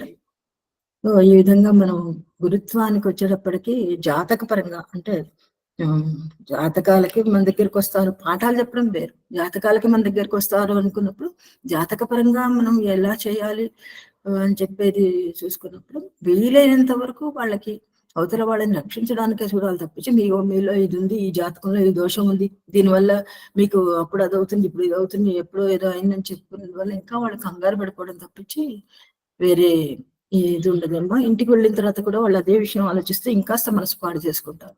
అందుకని వీలైనంత వరకు వాళ్ళకి మనసుకి శాంతిగా ఉండేటట్టు అన్ని విధాలా వాళ్ళకి వచ్చి మన దగ్గరకు వచ్చినందుకు వాళ్ళకి ఒక సహాయం దొరికేటట్టు మనం ఆలోచించి సూచన చేయవలసిన అవసరం ఉంటుందని నేను భావిస్తున్నాను. ధన్యవాదాలండి నాకు ఎవరు అవకాశం ఇచ్చినందుకు. నమస్కారం. మాలతి గారు చాలా చాలా ధన్యవాదాలమ్మా. మంచి విషయాలు చెప్పుకొచ్చారు. జ్యోతిష్కుడు సమాజానికి ఎలా సహాయం చేయాలి, తన ధర్మం ఏంటి అనేది బాగా చెప్పుకొచ్చారు. చాలా చాలా ధన్యవాదాలు. మీరు చెప్తున్నప్పుడు నాకు ఒకటి రెండు విషయాలు తట్టాయమ్మా. ఒకటి, జ్యోతిషం శాస్త్రం. శాస్త్రం అంటే శాసించేది. శాసించడము అంటే ఇలా జరగవలసిందే, చేయవలసిందే, ఈ ముహూర్తానికి చేయవలసిందే అనేది రూలే అయినా అది మళ్ళీ వీలు కాకపోవచ్చు అని ఋషులే మళ్ళీ మనకి కొన్ని ప్రత్యామ్నాయాలుగా చెప్పారు. గోధూళి ముహూర్తం మంచిది అని చెప్పిందంటే గోధూళి ముహూర్తమే మంచిది అని కాదు. సమస్య ఎక్కడ వచ్చింది అంటే నార్త్లో వాళ్ళు ఇప్పుడు గోధూళి ముహూర్తాలు వాడుతున్నారు అంటే నిజానికి మిగతా ముహూర్తాలు చూడకుండా గోధూళి ముహూర్తానికి డైరెక్ట్ గా వెళ్ళిపోవడం కూడా తప్పే శాస్త్ర ప్రకారం. ఏది దొరకకపోతే అంటే మంచి ముహూర్తాలు దొరక్కపోతే మనకి అత్యావశ్యకమై ఇంకా తప్పదు అనుకుంటే వెళ్ళమన్నా. అంటే తప్పదు అనుకున్నప్పుడు ఎప్పుడు చేసుకోవాలి అని మళ్ళీ ప్రశ్న రాకుండా గోధూళి ముహూర్తం, అభిజిత్ ముహూర్తం ఇలాంటివి చెప్పారు వాళ్ళు. సో మనం ఏం చేస్తున్నాం ఇప్పుడు, ఎదుటివాడికి అనుకూలంగా ఉండడం కొరకు శాస్త్రంలో ఇది ఉంది కదా అని వాడికి ముందే ఇది చెప్పారా, ఇది చేసేసుకోమని చెప్పేస్తాం. అలాంటివి చేయకూడదు. ముఖ్యంగా అలాంటివి చేయకూడదు. మనమే చెప్పకూడదు. మనం ఆల్టర్నేటివ్, బాబు నీ కోసం ఇది బాగుంది ముహూర్తం, ఈ టైం కుదురుతుంది, ఈ టైం చేసుకుంటే మంచిది, లేదు లేదు మాకు ఆ టైం కుదరదు, గోధుడి ముహూర్తం ఉంటుంది కానీ వాడే అడుగుతాడు. మనం గోధుడి ముహూర్తం గురించి వాడే మనకి చెప్తాడు. మనం చెబితే మనం ఏం చేస్తున్నాము, మనం శాస్త్రాన్ని అమలు చేయడం లేదు సరిగ్గా. శాస్త్రాన్ని అమలు చేయాలి. జ్యోతిష్కుడి గురుత్వం ఈ రోజుల్లో ఏంటి అంటే శాస్త్రాన్ని అమలే చేయట్లేదు. దాన్ని ఎగ్జిక్యూట్ చేయడానికి ఇతనేమి హెల్ప్ చేయట్లేదు. ఆన్ ది అదర్ హ్యాండ్ వాళ్ళు కావాల్సిన తీరుగా ఏది మార్చుకుంటే అది మార్చుకోవచ్చు అని మన శాస్త్రాన్నే భ్రష్టు పట్టిస్తున్నారు. అన్ని రకాలుగా, ఒకటి కాదు ఎన్నో రకాలుగా చేస్తున్నారు. అందువల్ల వ్యక్తిగత జీవనంలో కానీ సామాజిక జీవనంలో కానీ జ్యోతిష్కుడు సంపూర్ణ పరిజ్ఞానం సాధించాలి. నెంబర్ 1 అది. నెంబర్ 2, శాస్త్రంలో ఉన్న శాస్త్ర విషయాలను ఖచ్చితంగా అమలు చేసేటట్టు చెప్పాలి. ఆ ఖచ్చితంగా చెబుతున్నప్పుడు తనకి కావాల్సినటువంటి ఆ ప్రత్యామ్నాయాలు ఉన్నాయి రే బాబు అని అవన్నీ తెలుసుకుని అవి లేనప్పుడు ఇది చేసుకో అని చెప్పాలి. అలా మనం చేయడం లేదు. వాళ్ళు కొనుక్కోవడానికి సిద్ధంగా ఉన్నారు, డబ్బులు ఉన్నాయి, మనం అమ్మడానికి కూడా సిద్ధంగా అయిపోయాం. ఇంతకు ముందు కొనుక్కోవడానికి మాత్రమే సిద్ధంగా ఉంటే వాడి యొక్క శక్తిని బట్టి పరిహారాలు చెప్పేవాడు. ఇప్పుడు వాడు ఏదైనా చిన్నది కాగానే నేను 1,00,000 రూపాయలు ఖర్చు పెడతానని అంటాడు వాడు వచ్చి మొదలే. ఆ 1,00,000 రూపాయలు ఖర్చు కాదురా నాన్న, నీకు మంచి మంచి విషయాలు పోదంటే గమ్మత్ ఏంటంటే మనం చాలా తక్కువ ఖర్చుతో చెబితే వాడికి మనం ఎఫెక్టివ్ జ్యోతిషం కాదనుకుంటున్నాం. అలాంటి స్థాయికి వచ్చాం. సో మనం మంచి ఉద్దేశంతో చెప్తాం కానీ ఆ ఎదుటివాడు కూడా వాడిని స్వీకరించేటట్టు వాడిని పరిజ్ఞానం వాడిని మెచ్యూర్ చేయాలి. ముందు వాడిని అవేర్నెస్ తీసుకురావాలి. ముహూర్తాలు పంచాంగాల్లో వచ్చినప్పుడు ఒక రోజులో వేరే వేరే టైంలో ఒకటి వివాహానికని, ఒకటి గర్భధానానికని, ఒకటి ఇంకో దానికని, వ్యాపారానికని ఇచ్చేది చూసుకోకుండా ఆ రోజు ఏదన్నా బాగుంది దేనికైనా పనికొస్తుంది అనేసి వచ్చి కూడా భావించడం వల్ల శాస్త్రజ్ఞానం పూర్తిగా లేకపోవడం వల్ల మనం అదే మన ఫస్ట్ కండిషన్ గురుత్వం రావాలి అంటే సామాజిక జీవితానికి వ్యక్తి జ్యోతిషం గురుత్వం కావాలంటే మొట్టమొదలు విజ్ఞానం, శాస్త్రజ్ఞానం ఉండాలి. శాస్త్రజ్ఞానం ముందు ఎలిజిబుల్ కావాలి, ఆ తర్వాత మిగతా గురుత్వం వస్తుంది. అందువల్ల నేను చెప్పుకొచ్చేది ఏంటంటే ముందు శాస్త్రజ్ఞానం, అష్టమ శుద్ధి ఉండాలి అంటే ఆ సూత్రాన్ని పక్కన పెట్టు, ముందు శాస్త్రజ్ఞానమే ఉండాలి. శాస్త్రజ్ఞానం ఉన్నాక అవన్నీ వచ్చేస్తాయి ఆటోమేటిక్ గా. ఆ తర్వాత అమలు చేయడానికి మనం దీని రక్షకులం మనమే, ఈ శాస్త్రాన్ని రక్షించవలసిన వాళ్ళం మనమే, అమలు మనమే. ఎందుకంటే వాళ్ళ బాగు కోసం, మన బాగు కోసం కాదు, వాళ్ళ బాగు కోసం, వాళ్ళ క్షేమం కోసం, వాళ్ళ వంశాభివృద్ధి, వాళ్ళ పురోభివృద్ధి కోసం మనం కాపాడాల్సిన బాధ్యత మనకుంది. ఎనివే చాలా బాగా తీసుకొచ్చారమ్మా, మంచి ఆలోచనలు రేకెత్తించారు, చాలా చాలా ధన్యవాదాలు. పిఎస్ మూర్తి గారు, మీరు అప్పటి నుంచి రేకెత్తి ఉంచారు, ఏమైనా చెప్తారా? నమస్కారం అండి. శ్రీ గురుభ్యో నమః. గురువులు కమలాకర్ శర్మ గారికి, సోమనాథ్ శాస్త్రి గారికి, రవీంద్రనాథ్ గారికి, శ్రీఎస్ రావు గారికి, తదితర మన గురుతుల్యమైనటువంటి మిత్రులకి, సభా సోదరులకి నమస్కారం, సభకు నమస్కారం. ఇప్పుడు బేసికల్ గా మీరు అంటే సోమనాథ్ శాస్త్రి గారు ఈరోజు టైటిల్ ఏం పెట్టారంటే మెంటర్ అన్నారు. సో సామాజిక మరియు వ్యక్తిగత జీవనంలో జ్యోతిష్యుడు గురుత్వం అని ఇంగ్లీష్ లో అస్ట్రాలజర్ మెంటర్ అని రాశారు. సో మెంటరు గురువు ఒకటేనా కాదా? అయితే ఏమిటి అసలు గురువు ఎందుకు మనకి అవసరమా? జ్యోతిష్యానికి గురువుకి సంబంధం ఉందా? జ్యోతిష్కుడు గురువు అవుతాడా? ఇట్లాంటి చిన్న చిన్నవి సందేహాలు నా మనసులో ఉత్పన్నమైనాయి. అది నేను మీ ముందు ఉంచుతాను. తప్పుంటే క్షమించండి, దానికి ఎవరైనా యాడ్ చేయగలిగితే. జ్యోతిష్కుడికి సామాజిక బాధ్యత ఉన్నది, సామాజిక బాధ్యత ఉన్నవాడు గురువు అవుతాడు. Give guidance. గురువు అనే పదానికి ఇంగ్లీష్ లో, సంస్కృతంలో గురువు అన్న పదానికి కావాల్సిన అర్థం ఇంగ్లీష్ లో మెంటర్ ద్వారానే ఉంది, ఇంకో పదం లేదు అక్కడ. అవును, అదే నేను చెప్తున్నాను స్వామి. మెంటర్ ఇప్పుడు బ్రిటానికాలో, ఎన్సైక్లోపీడియా బ్రిటానికాలో గురువుకి మీనింగ్ మెంటర్ అని ఉంది. మెంటర్ అంటే ఏంటి? What is the definition of mentor? Mentor is advisor and also guru. So advisor అంటే ఎవరు? తక్కువ అనుభవం ఉన్న వ్యక్తికి లేదా ఒక యువకుడికి బోధించే లేదా సహాయం మరియు సలహా ఇచ్చే వ్యక్తి. సలహా అంటే ఇక్కడ అడ్వైజరీ నేచర్ వచ్చింది. నార్మల్గా ఏమంటాం, ఒక కాలేజీలో ఒక ప్రొఫెసర్ గారు నాకు ప్రొఫెసర్ గా ఉన్నారు, తర్వాత he became a close friend to me and గురువుగా మారారు అని అంటాం. అంటే ఏంటి? ఆయన మనం ఆ రిలేషన్షిప్ ఎలా వచ్చిందంటే, నాట్ ఓన్లీ చదువు చెప్పడమే కాదు, చదువు చెప్పాక వారు మనకి సలహాదారుగా కూడా మారారు. ఇప్పుడు మాలతి గారు ఇందాక ఒకటి మనకు వాట్సాప్ గ్రూప్ లో పంపించారు, 13 లక్షణాలు గురువుకి ఉన్నాయి అని 14 లక్షణాలు పంపించారు. దాంట్లో నాకు 3 అయితే చాలా క్యాచీగా అనిపించినాయి. ఒకటి, teacher takes responsibility for hour growth. ఒక ఇండివిజువల్ యొక్క గ్రోత్ కి టీచరు బాధ్యత తీసుకుంటారు. గురువు మేక్స్ యూ రెస్పాన్సిబుల్, అంటే మిమ్మల్ని బాధ్యుడిని చేస్తారు. సో రెస్పాన్సిబిలిటీ తీసుకోవటమే కాకుండా గురువు ఒక బాధ్యతను కూడా మనకు తెలియపరుస్తారు, బాధ్యుడిని చేస్తారు. టీచర్ ఆన్సర్స్ అవర్ క్వశ్చన్స్, గురువు క్వశ్చన్స్ అవర్ ఆన్సర్. అంటే మనల్ని ఒక సక్రమమైన మార్గంలో పెట్టడానికి కూడా గురువు ప్రయత్నిస్తారు అని నేను భావిస్తున్నాను. సోమనాథ్ శాస్త్రి గారు. సో తర్వాత ఇంకొకటి, ఇందాక మీరు అన్నారు మనకు ఈ రోజు నిన్న వర్షం పడతా ఉంది, సో వరుణదేవుడు కూడా గురువుని అర్చన చేయడానికి సిద్ధమయ్యారు అని అన్నారు. ఇక్కడ నాకు వెంబడే మన కాలపురుషుడి చార్ట్ గుర్తుకొచ్చింది స్వామి. ఇప్పుడు మన గురువు బృహస్పతి ఉన్నారు, దేవగురువు, వారు మీనరాశికి అధిపతి. అలాగే క్యాన్సర్ లో ఎగ్జాల్ట్ అవుతారు. ఆ రెండు ఏ తత్వరాశులు? జలతత్వ రాశులు. ఇంకోటి తీసుకుంటే వీనస్ ఉన్నారు కదా, వీనస్ కూడా ఎక్కడ ఎగ్జాల్ట్ అవుతారు? మళ్ళీ మీనరాశిలో ఎగ్జాల్ట్ అవుతారు. అంటే మీరు రాసి కూడా మళ్ళీ జలతత్వ రాసేయింది. అంటే దేవగురువు అయినా దానవ గురువు అయినా వాళ్ళు జలతత్వ రాసుల్నే ప్రతిబింబిస్తున్నారు. అంటే ఒక విధంగా నేనేమనుకుంటా అంటే గురువు ఏ గురువు అయినా కూడా జలతత్వ రాశిని ప్రతిబింబిస్తారు. అంటే జలతత్వం ఎందుకు చేద్దాము? ఫ్లెక్సిబుల్. జలము నిజము నీరే అదే దాన్ని ఏమంటారు, నీరు నిజమెరుగు పల్లము దేవుడెరుగు ఏదో అంటారు కదా. సో అలా మాదిరి సో ఈ ఏదైతే జలతత్వ రాశికి ఉన్న క్వాలిటీస్ ఏవైతే ఉన్నాయో అవి గురువుకు ఉండాలి.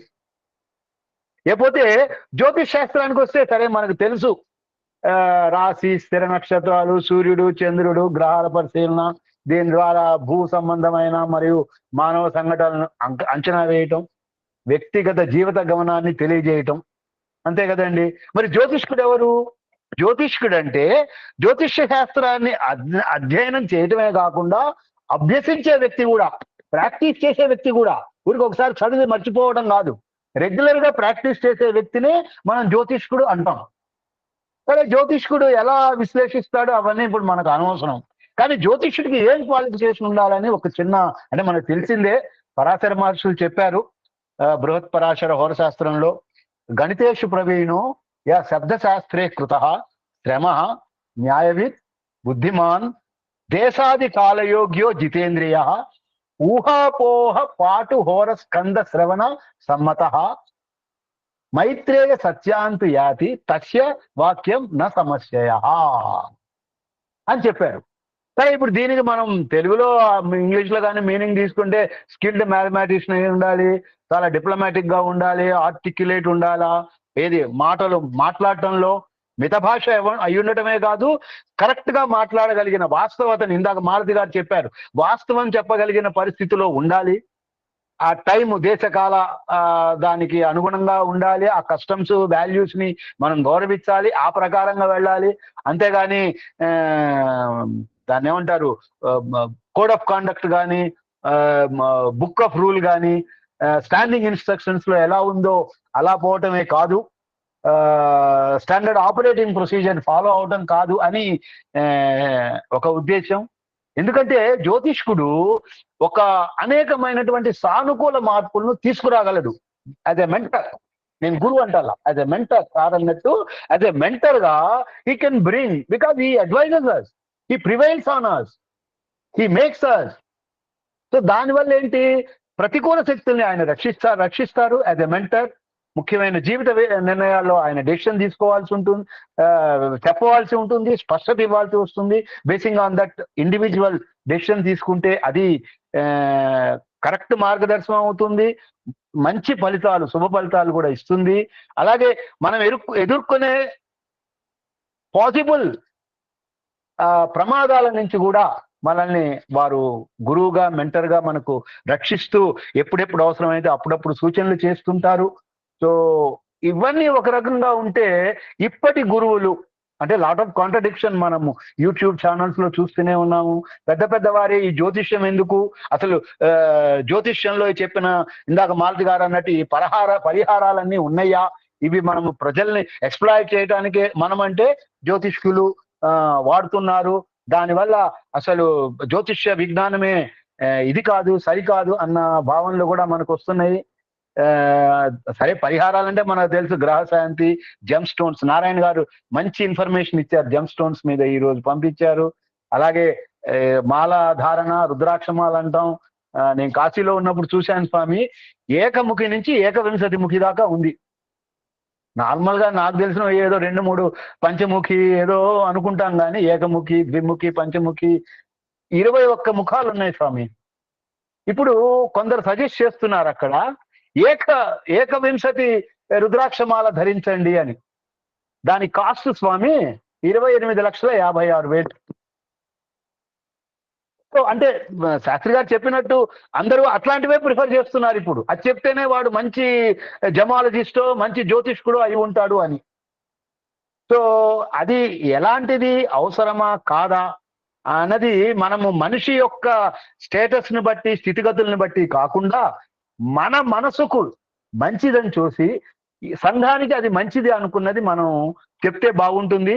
మన మీద వచ్చే అంటే జ్యోతిష్కుల మీద అదే గురువుగా మన మీద వచ్చేటటువంటి నీలాపనిందలు అనండి, లేకపోతే వాస్తవమైనటువంటి ప్రతిఘటన అనండి, దాన్ని మనము ధీటుగా ఎదుర్కోవటానికి శాస్త్రాన్ని, ఇప్పుడు శాస్త్రం తప్పు లేదు స్వామి, శాస్త్రిని తప్పు పట్టండి ఎవరైనా తప్పు పడితే, అంతేగాని శాస్త్రాన్ని తప్పు పట్టకూడదు. మనం శాస్త్రంలో ఉన్న క్యానన్స్ ఆఫ్ ఏదైతే ఉన్నాయో అవి అన్ని వేళలాను అన్ని కాలాల్లోనూ అవి అందరికీ వర్తిస్తాయి. కాకపోతే మనము వాటికి అవసరమైన చోట్ల కాలానుగుణంగా మార్పులు తీసుకు వచ్చి మనము వాటిని సన్మార్గంగా ఉంచాలి. సో ఒక గురువు, ఒక జ్యోతిష్కుడు గురువుగా మెంటార్గా ఏం చేయాలంటే పర్సనల్ గైడెన్స్ ఇవ్వాలని నా ఉద్దేశం. లైఫ్ డెసిషన్స్ మీద కానీ, కెరీర్ చాయిస్ లో కానీ, పర్సనల్ గ్రోత్ మీద కానీ, అలాగే రిలేషన్షిప్స్ కూడా ఎలా ఉండాలి అన్నది ఒక జ్యోతిష్కుడు. ఇప్పుడు ఎందుకంటే సమాజంలో రిలేషన్షిప్స్ అస్తవ్యస్తంగా ఉన్నాయి. ఎవరు రిలేషన్షిప్ చూడాలా, ఇప్పుడు అదేంటి కొత్త పదం ఒకటి వచ్చింది మనకి, లివింగ్ టుగెదర్, దాన్ని ఏమంటారు. సో అలాంటి కాన్సెప్ట్లు వస్తున్నప్పుడు అవి మనం ఖండించాలా. ఒక జ్యోతిష్కుడుగా లివింగ్ టుగెదర్ అన్న కాన్సెప్ట్ ని మనము యాక్సెప్ట్ చేయకుండా రిలేషన్షిప్ ని, ఎగ్జిస్టింగ్ రిలేషన్షిప్స్ ని ఎలా స్ట్రెంగ్థెన్ చేయాలి, దానికి చేయాలంటే ఏ సామాజిక వ్యవస్థలో మనకి ఏదైతే వివాహ వ్యవస్థ ఉందో దాన్ని పటుత్వం చేయడానికి వాళ్ళు సకల విధాలుగా ప్రయత్నించాలి. అలాగే లైఫ్ ఈవెంట్స్, ఇందాక నేను చెప్పాను, లైఫ్ ఈవెంట్స్ లో ఆస్ట్రాలజికల్ గైడెన్స్ ప్రొవైడ్ చేయాలా. Whether it is in business లో కానీ, రీలొకేషన్ కానీ, మనం ఒక చోటు నుంచి ఇంకో చోటుకి వెళ్ళవలసిన విషయాల్లో కానీ, ఇట్లాంటి వాటిలో. తర్వాత అలాగే నా గురించి నేను తెలుసుకోవాలంటే కూడా అస్ట్రాలజర్ మనకు కరెక్ట్ గైడెన్స్ ఇవ్వాలి. స్పాట్ అనాలిసిస్ అనేది చేయాలి. ఎందుకంటే నాకు ఇది చాలా ఫేవరబుల్ వర్డ్. ఎప్పుడు నేను ఈ స్పాట్ అని వాడుతూ ఉంటాను ఎక్కడికి వెళ్ళినా కూడా.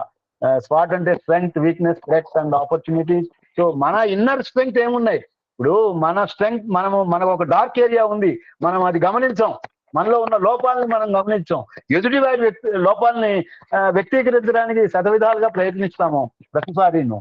కానీ దానికన్నా కూడా ముందర మనంలో ఏం లోపాలు ఉన్నాయో మనం గనక తెలుసుకొని, మనం తెలుసుకోలేకపోతే ఒక మెంటర్ గా, ఒక గురువుగా, జ్యోతిష్కుడు, అయ్యా నీకు ఈ బిహేవియర్ నీది బాగాలేదు, ఈ గ్రహం వల్ల బాగుండకపోవచ్చు, లేకపోతే ఈ పద్ధతి వల్ల బాగుండకపోవచ్చు, నీ యాటిట్యూడ్ మార్చుకోవడం అవసరం, దానివల్ల నీకు వ్యాపారాభివృద్ధి, ఉద్యోగాభివృద్ధి వగైరా కలుగుతాయని మనం చెప్పడానికి. దానివల్ల సోషల్ కనెక్షన్స్ కూడా ఇంప్రూవ్ అవుతాయి. ఇంకొకటి, ఇప్పుడు ఈ గురువు అన్నది ఎవరైనా కావచ్చు స్వామి. నా ఉద్దేశం ప్రకారం ఇప్పుడు విష్ణుమూర్తి ఉన్నారు, వారు గురువు ఏ అవతారంలో ఉన్నారు? జ్ఞానానందమయం దేవం నిర్మల స్ఫటికాకృతిం ఆధారం సర్వ విద్యానాం హయగ్రీవం ఉపాస్మహే. హయగ్రీవుడు, తుంబురుడు, వీళ్ళందరూ గురువులే మనకి. So with this I will try to recap my discussion. So thanks a lot for listening to me. Thank you very much, sir. Thank you very much. లోపాలంటే క్షమించవలసింది పెద్దలు. అసలు లోపాలే ముచ్చటంగా వస్తుంది, లోపమని ముచ్చటే లేదు. చాలా చాలా మంచి విషయాలు నిర్మోహమాటంగా చెప్పారు. ఈనాటి జ్యోతిష్కులకు కావాల్సిందే అది. చాలా బాగా చెప్పారు. అందులో మోస్ట్ పాజిటివ్ గా అన్ని మనం ఎలా తీసుకోవాలని చెప్పారు. అదే ఎగ్జాక్ట్ గా మనం అనుకునేది, ఇతివృత్తం కూడా అదే, దాని ఉద్దేశం అదే. మనం ఎలా మనం ఇన్వాల్వ్ అవుతాము నేర్చుకున్నాక, ఈ సైన్స్ నేర్చుకున్నాక మనం సొసైటీకి ఎలా ఇన్వాల్వ్ అవుతాం అనేదే ముఖ్యం. చాలా బాగా చెప్పారు సార్. చాలా చాలా ధన్యవాదాలు. మంచి మంచి పాయింట్స్ చెప్పారు. ఇంకా మిత్రులు ఎవరైనా ముందుకు వచ్చి తమ జ్యోతిర్వాణి వినిపించవలసిందిగా కోరుతున్నాను. గురువు గారు, ఎంవి శర్మ గారు, సిఎస్ రావు గారు, దయచేసి మీ జ్యోతిర్వాణి వినిపించండి. ఈరోజు నేను సరిగానే మాట్లాడతాను. తప్పకుండా గురువు గారు. ఓకేనా? మంచిది. ఆడియో ఓకేనా అంటున్నా? ఓకేనే. ఈ గురు పూర్ణిమ సందర్భంగా వాళ్ళ ఈ కాన్ఫరెన్స్ లో పాల్గొన్న వాళ్ళందరికీ కూడా, పెద్దలందరికీ నమస్కారం చేస్తున్నాను. చాలా భక్తులందరూ కూడా సూక్ష్మ పరిశీలనతోనే విషయాలు బాగానే క్రోడీకరించి తెలియజేశారు. గురువు అనే పదాన్ని అది మనం ప్రకటించుకునేది కాదు. ఇతరులు ఆ భావంతో మనకు ఒక విలువను ఆపాదించుతుంటారు. దానివల్ల ఇతనికి గురుత్వం లభ్యమవుతుంది, గురుత్వం పెరుగుతుంది. నేను గురువు అని చెప్పుకోవడం ఎక్కడ జరగకూడదు. అది గురువు కాడు అతను. గురువు అనేది వీడి యొక్క సేవ వల్ల, వీడి యొక్క ప్రవృత్తి వల్ల, మానసిక ఏదన్నా కానీ ఇతరులకు ఉపయోగపడుతున్నప్పుడు, ఇతరులు ఇతను అనుసరిస్తున్నప్పుడు వాళ్ళు ప్రైజ్ చేస్తారు చూడండి, అది చాలా గంభీరమైంది, విలువైంది, చాలా సంతోషకరమైంది అని నా భావన. కాబట్టి ఇది మనం ఎన్ని విద్యలు నేర్చుకున్నా నేను గురువు అని చెప్పుకోవడం అయితే జరగకూడదు. వాడు అవతలోడు అన్నా కూడా మన తలోగ్యం ఉండడమే మంచిగా అనిపించింది. అంటే వాళ్ళ సోమనాథ్ శాస్త్రి గారు కూడా చాలా విషయాలు ముహూర్తాల గురించి ఎన్నో కోణాలతో ఆలోచిస్తున్నారు, చెప్పారు. మరి మాలతమ్మ కూడా చెప్పారు. నా స్వానుభవం ఒక 30 ఏళ్ల కిందిది, 1994లో. అప్పుడు వయసు ఎంతున్నా నేను ఈ విద్యలో చాలా చిన్నవాడిని అనే చెప్పుకుంటాను. అప్పుడు అనువంశికంగా మా పౌరోహిత వృత్తిని మా తాతగారు, మా తండ్రి గారు నిర్వహిస్తూ వాళ్ళు గతించిన తర్వాత ఒక 2-3 సంవత్సరాలంతా కూడా అది ఆ భావం, వాళ్ళ మీద ఉన్న గురు భావం, వాళ్ళ మీద ఉన్న పూజ్య భావం, ఆ నీడ నా మీద పడ్డది. అయ్యో ఆయన మనవడు కదా, తాతగారు ఆయన పలానా ఆయన మనవడు కదా, కాబట్టి ఆయనకి తెలిసిందో ఈయన కూడా ఎంతో తెలిసి ఉంటుందని రావడం జరుగుతుంది సహజంగా. అట్లా తండ్రి గారు విద్వత్తు సంపాదించినప్పుడు తండ్రి నీడ పడుతుంది మన మీద. మనకు మనం సంపాదించుకునేది కూడా ఇందులో కొంత ఉంటుంది. అయితే ఒక్క విషయం, ఒకనాడు అప్పుడప్పుడే నేను పంచాంగాలను సేకరిస్తూ జ్యోతిష్యం మీద కొంత జిజ్ఞాస పెరుగుతున్నది. జాతక శాస్త్రాలు కాకుండా పంచాంగం మొదలు పఠించేది మా తాతగారు బాగా చెప్పడం జరిగింది.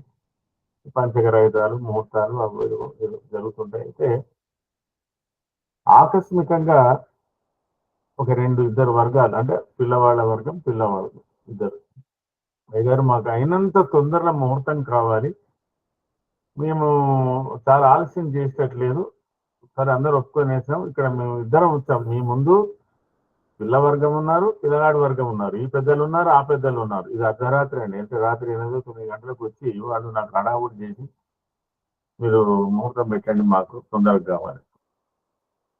ఆ సమయంలో నేను సరే పెద్దగా ఏం చేయాలి అని చెప్పి పంచాంగాలు చూస్తే, సరే ఈ ప్రాంతంలో కొంత పేరున్నది, కొంత బాగా పేరున్నటువంటి ముక్తేశ్వర సిద్ధాంతాన్ని పంచాంగం తీసుకొని అందులో నిశ్చయించబడిన ముహూర్తాలు నిర్ణయిస్తారు చూడండి, వాళ్ళు నిర్ణయించి ప్రింట్ చేస్తారు. ఈ డేట్ నాడు ఈ ముహూర్తం ఉంది, ఈ డేట్ నాడు ఈ ముహూర్తం ఉంది, ఈ డేట్ నాడు ఈ ముహూర్తం ఉంది. అది ఏదో అందులో సెలెక్ట్ చేశాను. వీళ్ళు వారం రోజులు కావాలంటే అది వారం 9 రోజులకు 10 రోజులకు దొరికింది. అది వాళ్ళిద్దరికి సరిపోయింది, నిజగ్రాచారం సరిపోయింది, పేరు బలం సరిపోయింది, వాళ్ళకి చెప్పడం జరిగింది. సంతోషపడ్డారు. ఏదో మీరే ఏదో రాయగారా అంటే ఒక చిన్న కాగితం మీద ఏదో వేసి ఇచ్చిన, వాళ్ళకి ఆ పేపర్ ప్రింట్ చేసుకొని పంచాలన్న ఆలోచన తొందరగా చేశారు మొత్తం మీద. అయితే అది మర్చిపోయాను, వాళ్ళకి వచ్చేది దొరికేది పంచాంగంలో ఉంది కదా, పెట్టాను కదా అనేది నా విజ్ఞత కానీ నా పరిశీలన కానీ నేను దాని మీద అంత పెద్దగా దృష్టి సారించలేదు. నిర్ణయించబడిన ముహూర్తం వాళ్ళకి దొరికింది, బాగానే ఉంది, పేరున్న పంచాంగమే కదా అనుకున్నారు. ఆ తర్వాత 4 రోజులకు పెళ్లి అనగా, అంటే ఇందులో 4 రోజులు అయిపోయింది, ఇంకో 4 రోజులకు పోయినాక అప్పటికే పత్రికలు ప్రింట్ అయ్యి వెళ్ళిపోయినాయి. ఒక బంధువు, వాళ్ళ బంధువు, ఆయన పాపం చాలా వయసు ఉన్నవాడు, 80 ఏళ్ళ వయసు, రెడ్డి గారు, చాలా నిష్ఠాగరిస్తాడు అనుకోండి, ఏదో ఆయన ఉపాసన అంతా చేస్తాడు. ఆయన ఆ పెళ్లి పత్రిక తీసుకొని మెల్లగా నేనున్న స్థలానికి వచ్చాడు, హైదరాబాద్ వచ్చి. ఆ పెద్ద మనిషి, నాకు ఆయన మీద గురుభావం ఉంది, సరే రెడ్డి గారైనా గురుభావం ఉంది, ఊరికి పెద్ద, ఇవన్నీ. ఆయన రావడంతో నా ముందు కూర్చొని, ఎలా అయ్యగారు మీ తాతగారి పేరు, మీ నాన్నగారి పేరుని ఎంత పాడు చేసినావు నువ్వు, ఎట్లనయ్యా ఇట్లా చేస్తే అని అన్నాడు. అంటే ఆయన ఆవేదనతో అన్నాడు ఆ మాట. నాకు ఉలిక్కి పడ్డాను నేను, ఏమైందబ్బా ఏం చేశానంటే, ఇట్లా పెడతావయ్యా నువ్వు ముహూర్తము అని ఆ పత్రిక చూపించాను. ఏముందండి అంటే గ్రహణ శూల నాడు ఆ ముహూర్తం ఉందండి. అంటే గ్రహణము గ్రహణ శూల చంద్రగ్రహణం పట్టింది. ఆ గ్రహణ శూల నాడు ముహూర్తం ఉన్నది. ఆయన చూసి గ్రహణ శూలలో ముహూర్తం పెడతావా అయ్యగారు నువ్వు, మీ తాత ఎంత పండితుడు, మీ నాయన ఎంత పండితుడు అని చెప్తే ఏడ్చినా నేను.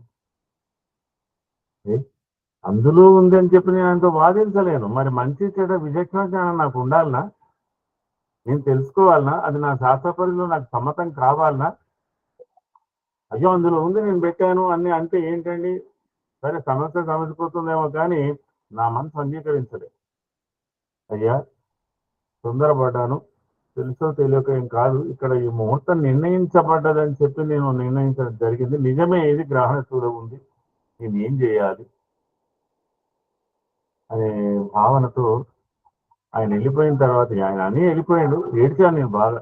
ఏడ్చి ఈ దంపతులకు, సరే అది ఆగదు, ఆ పెళ్లి ఆగదు, అది కదా గ్రహణం లేదు అవుతూనే ఉంటుంది అది.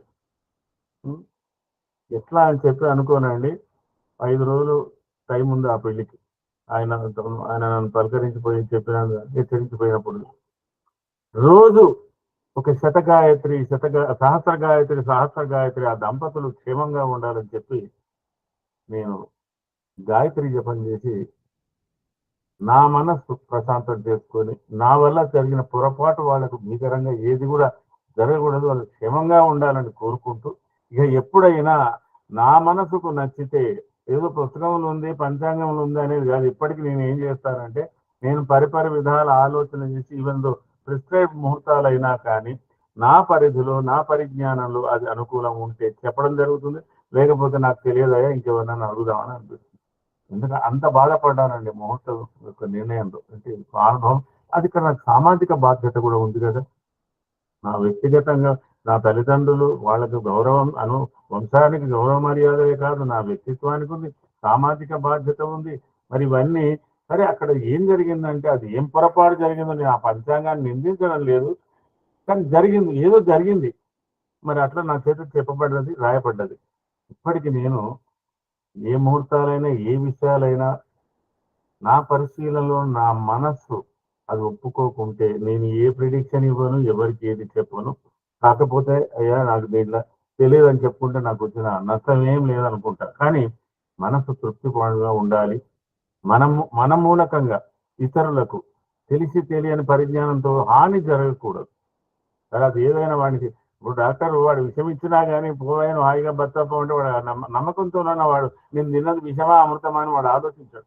అట్లాగే జ్యోతిష్యం దగ్గరకు వచ్చిన వాడు కూడా మన మీద ఉన్నటువంటి భక్తిభావము, మన మీద ఉన్నటువంటి గురుభావం కన్నా శాస్త్రం మీద ఉన్నటువంటి అభిమానము ఇత్యాదులు సాంప్రదాయాలు వీటన్నిటి గౌరవాలను దృష్టిలో పెట్టుకొని వాళ్ళు ఈ మనిషి చెప్పగలుగుతాడు లేండి, మా ముహూర్తం ఎంత అండి, ఏదో నిత్యగ్రాచారం చూసినా వాడు ఏదో ఒక దాంట్లో. అలాంటప్పుడు అది వచ్చినవాడు గొప్పవాడా, వచ్చినవాడు మామూలు వాడా, ఏదున్నా సమయము కాలము అందరికి ఒకటే కాబట్టి దాని విలువలు తెలుసుకొని మనం అలాంటి ప్రజెంట్ చేయవలసినటువంటి అవసరం ఉంటుంది అనేది గత మనకన్నా ముందు మాట్లాడినటువంటి ఒకరి ద్వారా నాకు ఈ అనుభవం విషయం మీకు చెప్పగలుగుతున్నాను.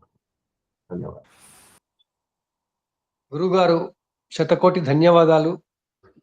మీరు ఒక బాధ్యతాయుతమైన జ్యోతిష్కుడు ఎలా ఉండాలి, తనని తాను ఎలా కంట్రోల్ చేసుకోవాలి అన్న విషయం చాలా బాగా చెప్పారు. ఇప్పటి కాలంలో ముహూర్తాలు పెట్టడమైనా, ఏదైనా సలహాలు ఇవ్వడమైనా లిప్ సర్వీస్ లాగా, నాకు పేరుంది, నా పేరుని బట్టి నేను చెబుతున్నాను అని తన మనసుకు నచ్చినా నచ్చకపోయినా పైన చెప్పి పంపించే కాలంలో, అందుకే వాటి ప్రభావం కూడా అలాగే ఉంటుంది, ఫలితాలు అలాగే ఉంటున్నాయి. కానీ ఆ అకౌంటబిలిటీ అనేది సమాజం పెట్టకపోయినా, బాధ్యత అనేది సమాజం పెట్టకపోయినా, మనల్ని మనం ఈ శాస్త్రం నేర్చుకున్న వారిగా మనం పాటించాలి అన్న నిష్ఠుర సత్యాన్ని బాగా చెప్పారు. చాలా చాలా ధన్యవాదాలు. ఇలాంటి విషయాలు ఏ పుస్తకాల్లోకి వెళ్తే దొరకవు మనకి. ఇవన్నీ ఒక మంచి అనుభవం ద్వారానే వస్తాయి. మీ అందరి అనుభవాలతో ఈరోజు చాలా బాగా చెప్పుకుంటూ వచ్చారు. చాలా చాలా ధన్యవాదాలు. సిఎస్ రావు గారు ఏమైనా తమ ఆశీర్వాదం ఇస్తారని కోరుతున్నాను. సార్ ఉపద్రస్ గారు మాట్లాడమండి, బాగుంటుంది. సార్ నమస్కారం, లేట్ అయిపోయింది నేను రావడం. లే, లే, లే, లే, క్షమించాలి. లేదు. వారు కాస్త శాస్త్రోక్తంగా మాట్లాడతారు వారు. అయ్యయ్యా నాదంతా మీరు గ్రామ్యం. మాట్లాడాల్సిందే, ఇద్దరు నాది మాట్లాడాల్సిందే. గ్రామ్యం. మీ అందరి ముద్ద లఘువుని సార్, చిన్న లఘువుని. ఏవో కొన్ని ఏరియాల్లో ఏదో చేశాను కాబట్టి, కానీ ఎనివే వచ్చింది మాట, అవకాశం వచ్చింది కాబట్టి చెప్పండి. శ్రీ గురుభ్యో నమః. గ్రూప్ లో ఉండే గురువులు అందరూ గురు పౌర్ణమి సందర్భంగా అందరికీ కూడా శుభాకాంక్షలు, నమస్సులు. టాపిక్ అయితే బ్రహ్మాండమైన టాపిక్ ఒకటి పట్టుకొస్తుంటారు సోమనాథ్ శాస్త్రి గారు వెతికి. అస్ట్రాలజర్ బాధ్యత ఏంటి అంటే, నిజంగా ఇవాళ అది డిస్కస్ చేసి, అది మామూలుగా మన గ్రూప్ లో 100 మంది 150 మంది కాదు, కొన్ని వేల మందిని కూర్చోబెట్టి డిస్కస్ చేయవలసిన టాపిక్ ఇది. ఆ నీడ్, ఆ నెసెసిటీ ఇవాళ వచ్చేసింది. యాక్చువల్గా ఏమంటే ఏదో చెప్తున్నాం కాబట్టి మనకు అన్నీ తెలుసని కాదు, ఎంతవరకు తెలుసో అందులోకి వెళ్ళడానికి ప్రయత్నించాం. అంతకు మించి ఆ పరిధి నాకు తెలియదని చెప్పచ్చు, కానీ అన్ని నేను చేసేస్తా. ఇప్పుడు జ్యోతిష శాస్త్రం అనేది ఒక సూచన ప్రాయంగా చెప్తుంది, ఇలా మంచి, ఇది చెడ్డ, అంతే తప్ప ఇది ఇలాగే అయిపోతుంది, లేకపోతే నేను ఇలాగే చేసేస్తాను, దాన్ని మార్చేస్తాను, ఈ గ్రహాన్ని తీసి ఆ రావణాసురుడు కూర్చోబెట్టినట్టు అందరినీ తీసుకొచ్చి నా కాళ్ళ కింద కూర్చోబెడతా 11వ హౌస్లో.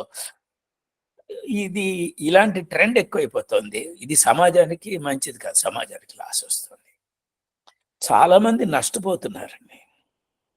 సరైన అడ్వైజు దొరకటం లేదు. ముందు యాస్ట్రాలజర్గా అసలు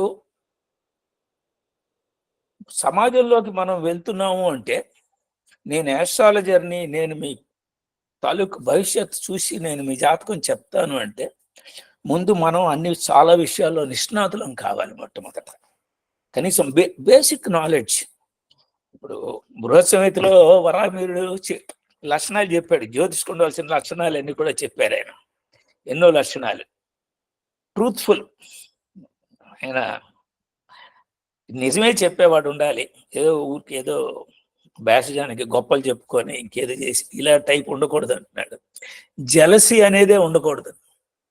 జ్యోతిష్కుడికి ఉండవలసిన లక్షణం జలసి అసలు ఉండకూడదు. మంచి హ్యాబిట్స్ ఉండాలి. ఏ రకమైన దురలవాట్లు ఉండకూడదు వీడికి. నోబుల్ మైండెడ్గా ఉండాలి. శాస్త్రంలో అన్ని విషయాలు తెలిసి ఉండాలి. ఆ విజువలైజేషన్ ఏం చూస్తున్నాడో ఆ జాతకం అవన్నీ కరెక్ట్గా విజువలైజ్ చేయగలిగి ఉండాలంటాడు. అలాగే అన్ని విషయాలు, ఇప్పుడు ఏవో పండగలు పబ్బాలు లేకపోతే ఏదైనా ఒక పంచాంగ విషయాలు అడిగినా ఏమడిగినా వాటిలో అన్ని జ్ఞానం తెలిసి ఉండాలి. యోగాలన్నీ ఏంటి, ఇవాళ చాలా మంది నేను అబ్జర్వ్ చేస్తా బేసిక్ యోగాలంటే కూడా తెలియదండి. వాసి వేసి ఇవి తెలీదు. అసలు బేసిక్ వాళ్ళు జాతకాలు చెప్పేస్తున్నారు. వాళ్ళ దగ్గర పెద్ద పెద్ద వాళ్ళందరూ వచ్చేస్తున్నారు, లైన్ కడుతున్నారు. మరి అది ఎట్లా చెప్తున్నారు, వాళ్ళు ఏం చేస్తున్నారు, వాళ్ళని ఎలా గైడ్ చేస్తున్నారు అనేది ఏమీ అసలు ఇదవట్లే. ముఖ్యంగా దైవభక్తి ఉండాలి. ఇక్కడ ఆస్ట్రాలజీలో ఏంటంటే మనకి ఇది డివైన్ సైన్స్. దీనికి ఒక ఫిజికల్ ఆస్పెక్ట్ ఉంది, at the same time spiritual aspect ఉంది. మీకు ఉపాసనా బలం కానీ లేకపోతే, ఆ ఇంట్యూషన్ కెపాసిటీ కానీ లేకపోతే ఆ వాక్శుద్ధి అనేది రాదు అసలు. మొట్టమొదట వీడు ఆచరించాలి. ఇప్పుడు ఎవరైనా వస్తే మీరు ఇవి చెయ్యండి అంటే ముందు వీడు చెయ్యాలిగా. ఇప్పుడు బోల్డ్ మంది నా దగ్గర చాలా మంది వస్తుంటారండి. చాలా కాలం ఒక ఆయన వచ్చాడు, నేను గాంధీనగర్లో ఉన్నప్పుడు, పాపం ఆయన బ్రాహ్మడే వచ్చాడు. ఆయనకి 63-64 ఏళ్ళు ఉంటాయి. ఆయన పాపం చాలా కష్టాల్లో ఉన్నా సరే అని వివరించుకుంటూ వచ్చాడు. సరే ఇది పక్కన పెట్టి నేను మొట్టమొదటి అడిగాను, అయ్యా మీరు బ్రాహ్మిన్స్ కదా, సంధ్యావందనం చేస్తారా రోజు? అబ్బాయి లేదు సార్ ఎప్పుడు. కొన్ని కనీసం గాయత్రి అని అనుకుంటారా ఎప్పుడైనా 10-11 సార్లు? లేదు సార్. గురుగారు మీరు అది చేయకుండా, ఇప్పుడు ఇక్కడ ఎన్ని దోషాలు ఉన్నా సరే నేను ఏదైనా చెప్తే ఒక రెమెడీ చెప్తా, పలానా గ్రహానికి చేయండి, లేకపోతే పలానా అమ్మవారికి చేసుకోండి, పలానా ఇది చేయండి అని. మీరు మొట్టమొదట మీరు చేయవలసిన మీ ధర్మం పొద్దున్న లేచి చేయవలసింది అది చేయట్లేదు. ప్రకృతికి మీ మీద కన్నెర్రా. మీరు ముందు నమస్కారం పొద్దున అన్ని దిక్కులకి నమస్కారం పెట్టండి, సో దట్ ఆ దిక్కుల నుంచి మీకు ఒక మంచి ఇది వస్తుంది. సూర్యుడికి, నీటికి, దేవతలకి నమస్కారాలు చేయండి, పితృదేవతలకి నమస్కారాలు చేయండి, ఋషులకి చేయండి. అవన్నీ కూడా మనకి సంధ్యావందనలు చెప్పారు. మీరు బ్రాహ్మణుడిగా మీరు చేయవలసి మీరు చేయట్లేదు. అసలు ఒక గాయత్రి జపం చేయట్లేదు. మీరు అసలు బాగుంటారని ఎలా అనుకుంటున్నారు? మొట్టమొదటి మీరు అది చేయడం మొదలు పెట్టండి. నాకు ఒక 40 days నాన్ స్టాప్గా చేసి కనీసం 108 చొప్పున గాయత్రి జపం చేసి అప్పుడు రండి, అప్పుడు మాట్లాడదాం. ఆయన పాపం సీరియస్గానే తీసుకొని ఆ మరణం నుంచి మొదలు పెట్టాడు. ఆయన ఒక 4 రోజుల తర్వాత వచ్చాడు. సార్ నేను 108 కాదండి, రోజుకి 300-400 అయిన వరకు చేస్తున్నాను. కొన్ని విషయాల్లో ఇంప్రూవ్మెంట్ బాగా వచ్చింది సార్, అడ్డంకులు తగ్గాయి నాకు అని చెప్పాడు. అంటే మొట్టమొదట ఏంటంటే ఈ యాస్ట్రాలజర్ ఇప్పుడు నేను చేయలేదు అనుకోండి, నా కాన్షియస్ గిల్టీని ఫీల్ అవుతాను. నేనే చెయ్యింది ఆయనకి ఏం చెప్తాను రాని. సో ఇప్పుడు ఏంటంటే నాకు నేను గొప్పగా ఒక విషయం చెప్తానండి. కనీసం ఒక 500-600 మందిని చేత ఇవాళ పొద్దున్నే ఒక అరగంటో గంటో వాళ్ళ చేత ఏవో దైవ సంబంధమైనవి, ఒక సహస్రనామాలు, లక్ష్మీ సహస్రనామాలు, విష్ణు సహస్రనామాలు, శివ సహస్రనామాలు, లలిత సహస్రనామం పారాయణం చేయించడం. వాళ్ళ చాలా మంది ఇవాళ ఫారిన్ కంట్రీలో ఉన్న వాళ్ళు కూడా వాళ్ళ చేత సంధ్యావందనాలు చేయిస్తూ మీరు చెయ్యండి ఇంప్రూవ్ అవుతుందని చెప్పి వాళ్ళు చేస్తూ అవన్నీ ఇంప్రూవ్ అవుతున్నాయని చెప్తున్నారు. సో ఒక యాస్ట్రాలజర్గా మనం సమాజానికి వాళ్ళకి ఈ రకమైన మార్గదర్శనం అసలు మొట్టమొదట డివైన్. ఎందుకంటే ఒకవేళ ఏ రెమెడీ చెయ్యాలన్నా మొట్టమొదటి నమ్మకం లేకపోతే నేను ఏ జపం చేసినా ఎవరి చేత చేయించిన ప్రయోజనం లేదు. ఇప్పుడు ఒక భార్య భర్త ఉన్నారు, గొడవలు పడుతున్నారు. ఇది ప్రాక్టికల్గా జరిగిందండి. గొడవలు పడుతున్నారు, వచ్చారు వాళ్ళ పేరెంట్స్ వచ్చారు, ఇలా ఉంది ప్రాబ్లం సార్, ఇగో ఈ ప్రాబ్లమ్స్ ఉన్నాయి, సప్తమ స్థానంలో ఇలాంటి దోషాలు ఉన్నాయి, అందుకోసమే వీళ్ళు పడుతున్నారు. సో వీళ్ళకి ఏం చేయాలి? ఇప్పుడు వీళ్ళకి జపం చెయ్యాలి, వీళ్ళ చేత కూడా చేయించాలి. బయట వాళ్ళు చేస్తే సరిపోదు, వీళ్ళు కూడా చేయించాలి. మొట్టమొదటి వీళ్ళని కూర్చోపెట్టి మొట్టమొదటి బయట వాళ్ళు జపం చేసినప్పుడు వాళ్ళ చేత కూర్చోపెట్టి ఆ వరణ ఇప్పించి ఇవన్నీ చేయించాలి. ముందు వీళ్ళకి నమ్మకం, మేము ఈ పూజలు చేస్తే మా ఇద్దరి మధ్యలో సయోధ్య కుదురుతుంది, మేము బాగుంటాం అన్న ఫీలింగ్ వీళ్ళకి ఉండి వాళ్ళు చేస్తే డెఫినెట్గా వాళ్ళు కలిసే ఉంటారా? ఆ పని చేస్తాయి. వీళ్ళు చేసిన రెమెడీస్ అన్నీ పనిచేస్తాయి డెఫినెట్గా. సో అలా చేసిన వాళ్ళు చాలా మంది బాగున్నారండి. రీసెంట్గా కూడా ఒకళ్ళు వచ్చి చెప్పారు, చాలా బాగుందండి. ఆ పిల్లలు ఇద్దరు కూడా ప్రతిరోజు కూర్చొని ఇద్దరు కూడా పారాయణం చేసుకోవడం ఇవన్నీ చేస్తున్నారు. అంచేత ఏంటంటే మనం సొసైటీకి మొట్టమొదట మనం ఎగ్జాంపులరీగా ఉండాలి. మొట్టమొదట ఉండి వాళ్ళు అప్పుడు మన ఆటోమేటిక్గా ఫాలో అవుతారు. ఇవన్నీ కూడాను ఇంకా మిగతావి నా ముందు గురువులందరూ అవే మాటలు చెప్పారు, ఇంకా అవే మళ్ళీ రిపీట్ చేస్తూ ఉండాలి. Thing is exemplary life lead చేయాలి ఒక యాస్ట్రాలజర్. బోస్టింగ్ ఉండకూడదు. తెలియని వాటిని తెలియదని చెప్పాలి తప్పించి ప్రతిదానికి అన్నీ పెట్టేస్తారు, ముహూర్తాలు పెట్టేస్తున్నారు, అవన్నీ చేసేస్తున్నారు, కొట్టేస్తున్నాయి, ఏం చేయలేకపోతున్నాం. సో అయ్యా అవకాశం ఇచ్చినందుకు అందరికీ కూడా గురువులందరికీ నమస్కారం. మేము అవకాశం ఇవ్వడం కాదు, మాకు గురువు అవకాశం ఇచ్చాడు, అందుకోసం ఇవన్నీ విన్నాం. నేను 2 ముక్కలు చెప్తాను శాస్త్రి గారు. తప్పకుండా సార్, తప్పకుండా. ముందుగా ఉపదృష్ట వారికి నమస్కారం. అయ్యా నమస్కారం గురుగారు. మీరు పోయిన వారం నేను పెట్టిన దానికి వివరణ అడిగారు. అవును గురుగారు, అవును సార్, అవును సార్. పోయిన వారం నేను అభ్యంతరంగా నిష్క్రమించాల్సి వచ్చింది. ఈ వారం ముందులోనే ఆ విషయం గురించి చెప్పాము. చూస్తే మీకు తెలుస్తుంది. చూస్తాను. ఉన్నది అది యాక్చువల్ గా బృహత్పరాశర హోరా శాస్త్రంలో ఆ గ్రహావస్థ ఫలాధ్యాయంలో ఉంది. అది ఆ వివరణ అంతా నేను చెప్పానండి అయితే ఈ రోజున. అవును చెప్పారు అది. నేను మీతో దాని గురించి ఒకసారి డిస్కస్ చేస్తాను సార్. ఏంటంటే అలాగే నేను దాన్ని నా పుస్తకంలోకి తెద్దాం అనుకున్నా, కానీ అక్కడ ఏంటంటే ఆ శయనావస్థ, చేష్టా బలం, దృష్టి, చేష్ట ఇవి ఇచ్చాడు. అసలు దాన్ని ఏ రకంగా లింక్ చేయాలి అన్న విషయం అక్కడ అంత క్లియర్ గా రాలేదు. ఒకసారి అది మీతో నేను డిస్కస్ చేస్తా. నా అలాగే. బుక్ లో నేను తప్పకుండా. పెట్టాలనుకుంటున్నా. అది మంచి విషయం మీరు రైజ్ చేశారు. అంటే పరాశరుడే ఆ రోజు, అంటే పరాశరుడి కాలంలో మొట్టమొదటి నామ నక్షత్రం ఉంది అనే దానికి ఇది ఒక మొట్టమొదట మనకి ఇది Base. మామూలుగా అలా పరాశరుడే ఆ రోజుల్లోనే కనీసం 3000 సంవత్సరాల క్రితం పరాశర హోర రాయబడింది అని అనుకున్నా, అప్పుడు ఈ నామ నక్షత్రం వ్యవహారం అప్పుడు ఉంది అండ్ దానికి ఒక విలువ ఉంది. ఈ రెండు ఇంపార్టెంట్ థింగ్స్ అక్కడ వచ్చి నేను మీతో మాట్లాడతాను సార్. అలాగే. Thank you very much. చాలా సరే, మంచి విషయం సార్. ఈనాటి విషయం మన గురు పూర్ణిమ, గురువుల బాధ్యత. దీని గురించి మన పెద్దలందరూ చాలా వివరంగా కూడా చెప్తున్నారు. చాలా సంతోషకరమైన విషయం.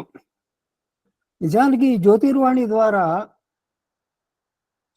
నేను చెప్పింది అంతో నాకు తెలియదు, కానీ నేను నేర్చుకున్నది చాలా ఉంది. సో ఈ జ్యోతిర్వాణిలో ఉన్న గురువులందరికీ కూడా నేను రుణపడి ఉన్నాను నిజంగా, ఒక రకంగా చెప్పాలి అంటే.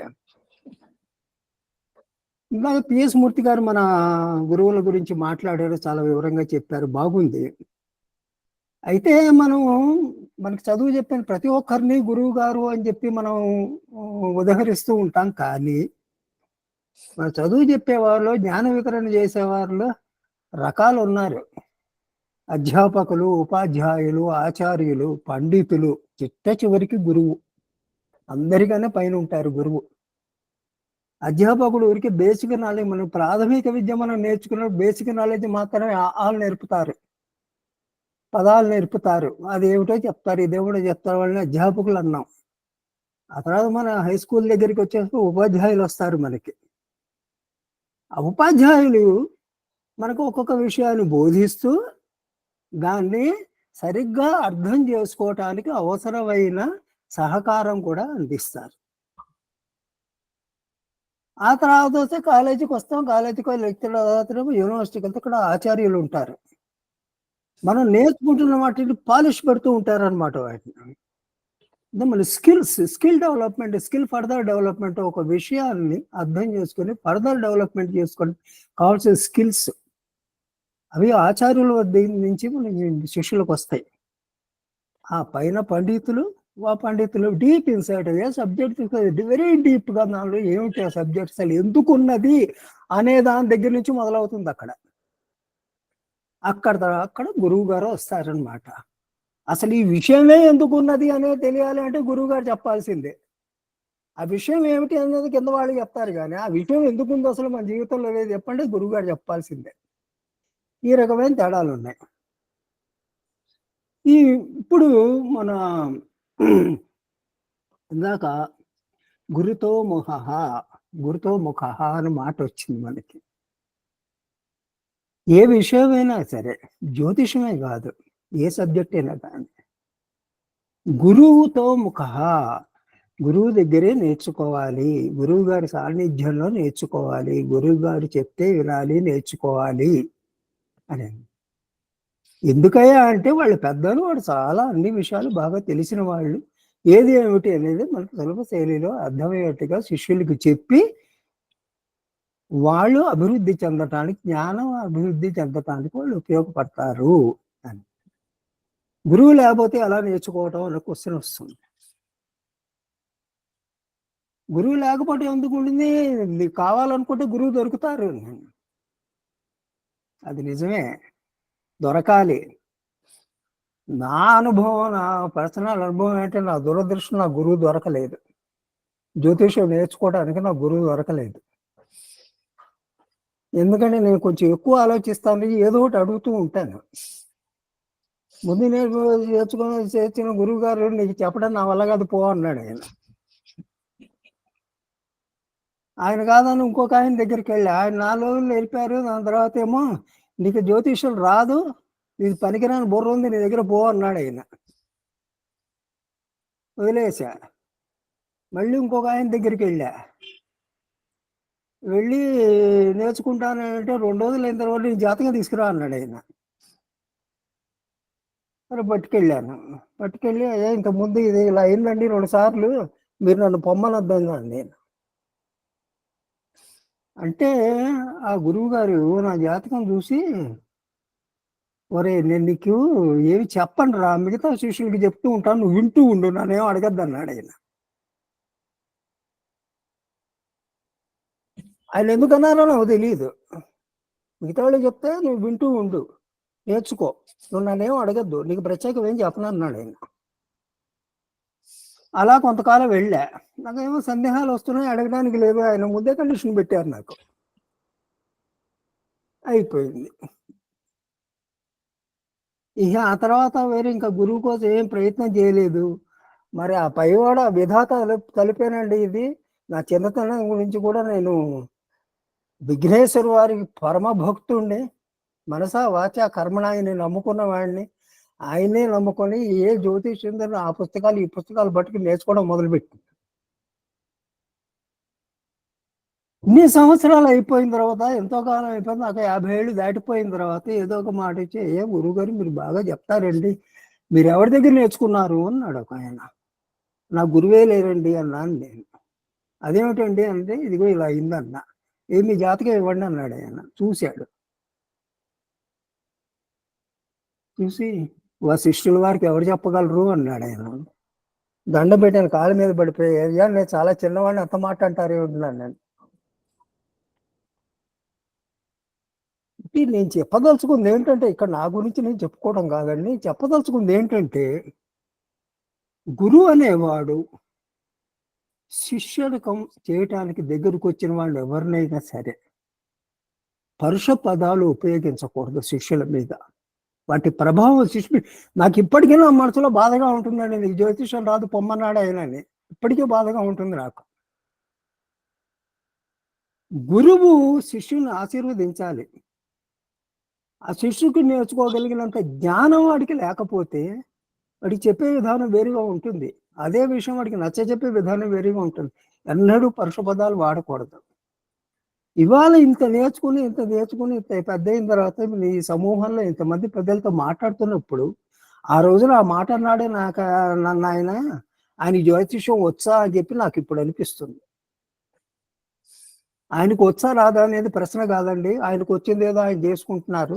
నేను చెప్పదలుచుకుంది ఏంటంటే, మన గురువులో మరి ఇప్పుడు ఉపద్రష్టవాళ్ళు పరాశర వారు ఏం చెప్పారు, పరాశర వారులే కాదు, వరాహ మిహిరుల వారు ఏం చెప్పారు, బృహత్ సంహితలో ఏముందని చెప్పారు, అది నేను చదివాను. ఆ గుణాలన్నీ జ్యోతిష్యులకు ఉండాలి. మంచితనము, సహృదయము, నిజం చెప్పగలిగిన శక్తి. నిజం చెప్పగలిగిన శక్తి అంటే ప్రతి సందర్భంలోనూ మనం నిజం చెప్పాలి అంటే, మనం చెప్తున్న మాట ఆ జాతకుని ప్రభావితం చేస్తుంది. కాబట్టి చెప్పాల్సిన విధము ఏమిటి అనేది కూడా తెలియాలి. నెగిటివ్ ఇంపాక్ట్ ఉండకూడదు జాతకుని మీద. ఈ లక్షణాలు సమూహంలో ఇంతమంది పెద్దలు ఉన్నా నేను ప్రత్యేకించి ఏమి చెప్పక్కర్లేదు. ఎప్పుడే ఈ మధ్య మన సభ్యులు ఎవరో దే యూజ్ రాంగ్ వర్డ్, ఒక శబ్దం వాడారు మన సభ్యులు ఒకరు. వారికి చెప్పాల్సి వచ్చింది, మీరు తప్పు మాట్లాడుతున్నారని. దయచేసి పరుష పదాలు ఎవ్వనాడు ఎవరు ఉపయోగించకండి, ముఖ్యంగా శిష్యుల మీద. కొందరికి నేర్చుకోగలిగే శక్తి ఉంటుంది, కొందరికి శక్తి ఉండదు. శక్తి లేని వాడికి ఎలా చెప్పాలి అనేది మిమ్మల్ని గురువు ఆలోచించుకోవాలి. కానీ ఒరే నీకు రాదు, నువ్వు చెయ్యలేవు, నీకు చేత కాదు, నువ్వు పో అని చెప్పి అన్నాడు అనకూడదు. ఒక గురువుగా, ఒక అనుభవజ్ఞుడిగా నేను గ్రహించింది ఇది. సో నా దగ్గరికి ఎవరు వచ్చిన ఏ విషయమైనా కానీ, ఇప్పుడు జ్యోతిషము ఉంది, సైన్స్ అండ్ టెక్నాలజీలో పనిచేస్తాను, నేను కంప్యూటర్స్ మీద పనిచేస్తాను, హోమియోపతి చేస్తాను, నాకు అన్ని సబ్జెక్ట్స్లోనూ నాకు శిష్యులు ఉన్నారు. వాడికి చెప్పాల్సిన విధంగా నేను చెప్తానన్నమాట. ఇది ఒక గురువుగా నేను తీసుకున్న బాధ్యత, నేను ఏడు చేస్తాను అనేది చెప్పి నేను చెప్తున్నాను. ఓకే, నమస్తే. గురువు గారికి నిజంగా చాలా చాలా ధన్యవాదాలు. మొట్టమొదటి పాయింట్, జ్యోతిర్వాణిలో గురువులు లేరు, జ్యోతిర్వాణియే గురువు అందరికి, మనకందరికి. అందువల్ల అందరూ జ్యోతిర్వాణి యాసత్యం మనకి గురువు. దాంట్లో మన ఆలోచనల్ని ముందు పెట్టి, ఆలోచనల్ని జ్యోతిర్వాణి ద్వారా చెప్పితే ఆ వాణి కాస్త మనకి గురువు అవుతుంది. అది మొదటి విషయం. రెండో విషయం, మన సమూహంలో మన సమావేశంలో మీకు మనస్సు కించపరిచేలా ఏదైనా ఎవరైనా అని ఉన్నప్పుడు నేనైతే గమనించలేదు, నన్ను మన్నించండి. దీన్ని మోడరేటర్ గా నేను అయ్యో మిమ్మల్ని కాదండి. లేదు, నన్ను కాదు, నేను గమనించి అది చేసుకోవాల్సింది నేను కూడా. అది అంతా మనం అందరం కలిసికట్టుగా ఈ మాధ్యమాన్ని గురువుగా స్వీకరించాం. ఈ మాధ్యమం ద్వారా మనకి లభిస్తుంది, అందరికీ లభిస్తుంది, అందరికీ నచ్చుతుంది, అదే కొనసాగుతుంది. మీరు అందరూ ఉంటేనే, మీరు అందరూ చెప్తుంటేనే ఇవి తెలిసొస్తాయి. చాలా చాలా ధన్యవాదాలు. మంచి మాటలు చెప్పారు. కాకపోతే మీరు మాట అన్నారు, నన్ను గురువు దొరకలేదన్నారు. కానీ నాకు అనిపిస్తుంది, నా చిన్న మనసుకి గురువు దొరికారు మీకు, కాకపోతే ఆ గురువు మీకు కనపడలేదు. మీకు అందరూ మిమ్మల్ని వద్దుపో, నేను చెప్పలేను పో అన్న వాళ్ళందరూ కూడా మీలోని ఆ దాన్ని బహుశా వాళ్ళు మా స్థాయి లేదనుకొని కావచ్చు, ఆయన ఎవరో చివరిసారి పాపం ఆయన నువ్వు కూర్చొని విను అన్నారంటేనే మీకు కావాల్సిన ఇన్ఫర్మేషన్ రావడం కోసం ఆయన అన్ని రోజులు మీకు గురువు కటాక్షం లభించింది. ఆ తర్వాత మీ స్వయం కృషితో మీరు ఎక్కువగా దాన్ని తీసుకున్నారు. అది ఆ విధానంలో రావాల్సి వచ్చిందేమో, కాబట్టి అలా వచ్చింది. అదంతా మాకు ఇవాళ లాభకరమైంది, ప్రయోజనకరమైంది. అందరికీ ధన్యవాదాలు, చాలా చాలా ధన్యవాదాలు. సార్ సిఎస్ రావు గారు దయచేసి 2 మాటలు. నమస్కారం సార్. నా 2 మాటలే ఉంటాయి, ఎక్కువ మాట్లాడలేను నేను. నా దగ్గర శాస్త్రాలు సబ్జెక్ట్ లేదు.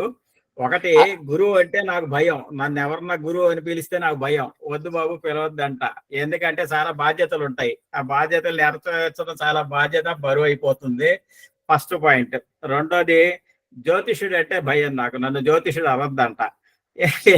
ఎందుకంటే ఏదో ఒకటి జరిగింది అంటే, 2 జరిగాయంటే వాడు వినేవాడికి యోగం ఉంటే నేను చెప్పగలను, లేకపోతే లేదని నా మూఢనమ్మకం చిన్నప్పటి నుంచి. ఇక గురువు దగ్గరికి వస్తే మన రవీంద్రనాథ్ గారు చెప్పినట్టు నాకు మొదట్లో ఎవరు గురువు లేరు. ఏంటంటే ఏదో చదవటం మొదలెట్టా.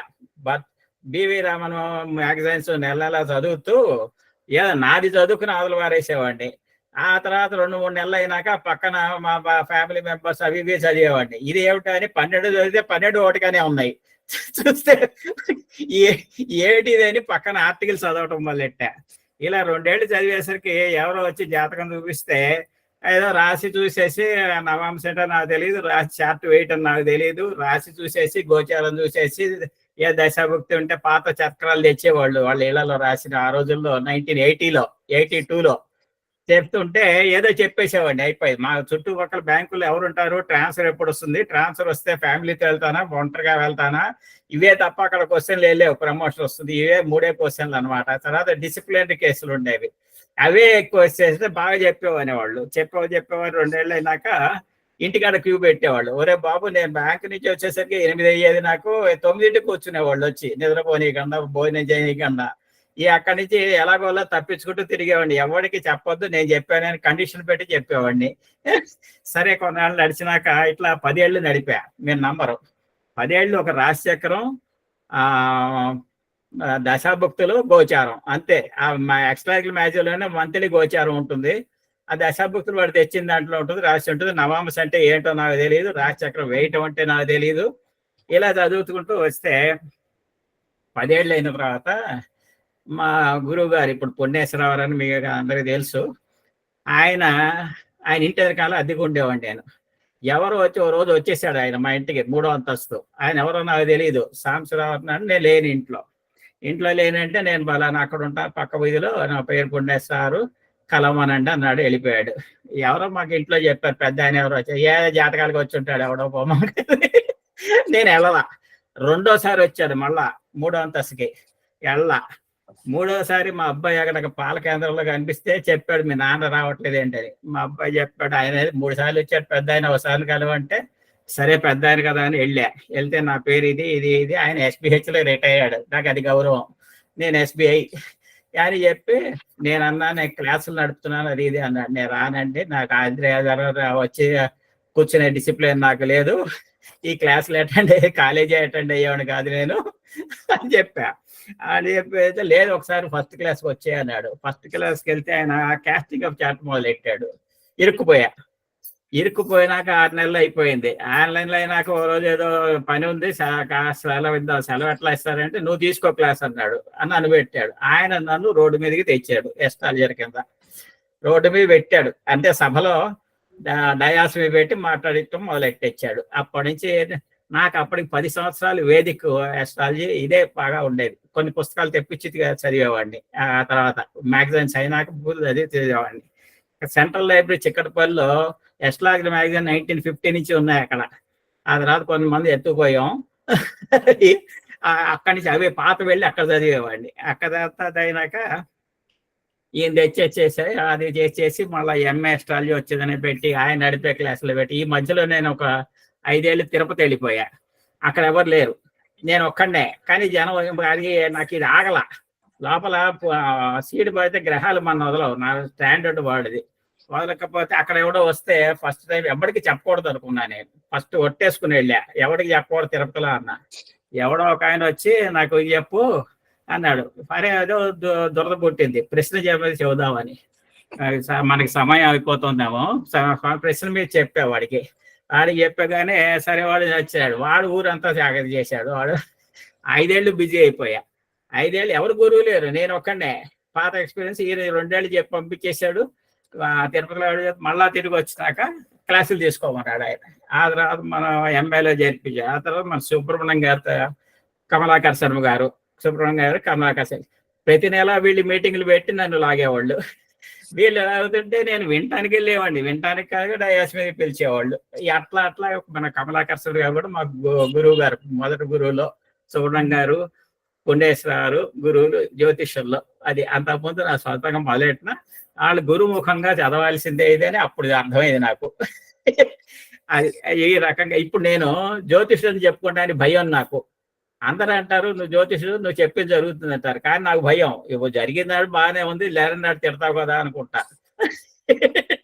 అందుకని భయం. ఇప్పుడు అందుకు నేనే నా వెబ్సైట్ కానీ నా విజిటింగ్ కార్డులు కానీ ఎస్ట్రా కౌన్సిలర్ అని పెట్టుకున్నా, జ్యోతిష ఎస్ట్రాలజర్ అని పెట్టుకోను నేను. ఎందుకంటే ఇప్పుడు ఎవరన్నా వస్తే నేను మారిపోయా.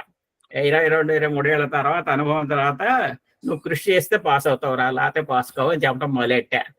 ఎస్ట్రాలజీ కంపాటబిలిటీ అడుగుతారు, మ్యారేజ్ కంపాటబిలిటీ.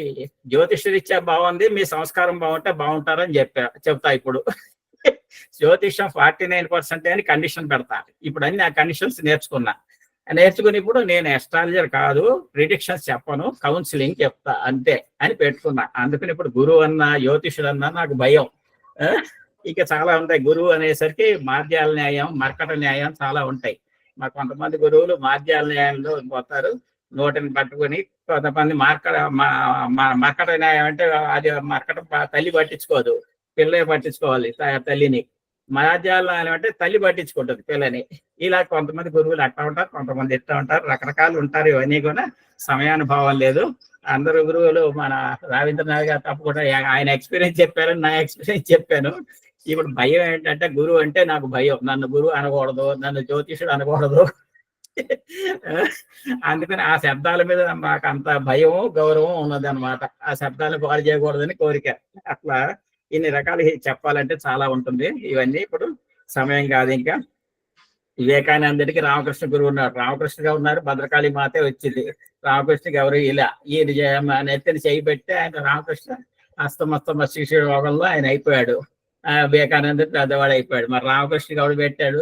ఇవాళ అయితే మా టీచర్లు మొట్టికాయ మొట్టే అదే అస్తమస్త యోగం అనమాట. మొట్టికాయ కొడితే తెలివి వస్తుంది, మొట్టికాయ కొడితే వాడు ఉద్యోగం పోతుంది. వాళ్ళ మన చిన్నప్పుడు కొట్టారు, మొట్టికాయలు కొడితేనే పాఠాలు చదివాం.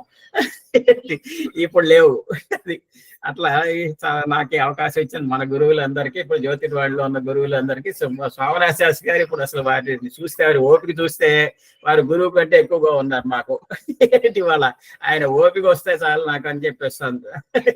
అది ముందు నాకు ఆయన ఓపిక, అందరినీ, చిన్నవాళ్ళని పెద్దవాళ్ళని అందరినీ ఆయన సమకూర్చుకుంటూ, వాళ్ళు ఎవరు ఏం అడిగినా కానీ ఇరిటేట్ కాకుండా చాలా నవ్వుకుంటూ చెప్పుకుంటుంటారు. ఆయనకి చాలా సంతోషం. చాలా ధన్యవాదాలు గురువు గారికి. మీరు యాక్చువల్ గా ఇప్పుడు నాకు అర్థమవుతుంది జ్యోతిర్వాణి ఎందుకు ఇంత ఉజ్వలంగా ఉందని. ఒకవైపు వశిష్ఠుడు ఉన్నారు, ఇంకోవైపు విశ్వామిత్రుడు వచ్చారనమాట. విశ్వామిత్రుడు బృహత్ సంహితలో వరామిరు చెప్పిన లక్షణాలన్నీ ఉన్నాయి గురుగారి దగ్గర.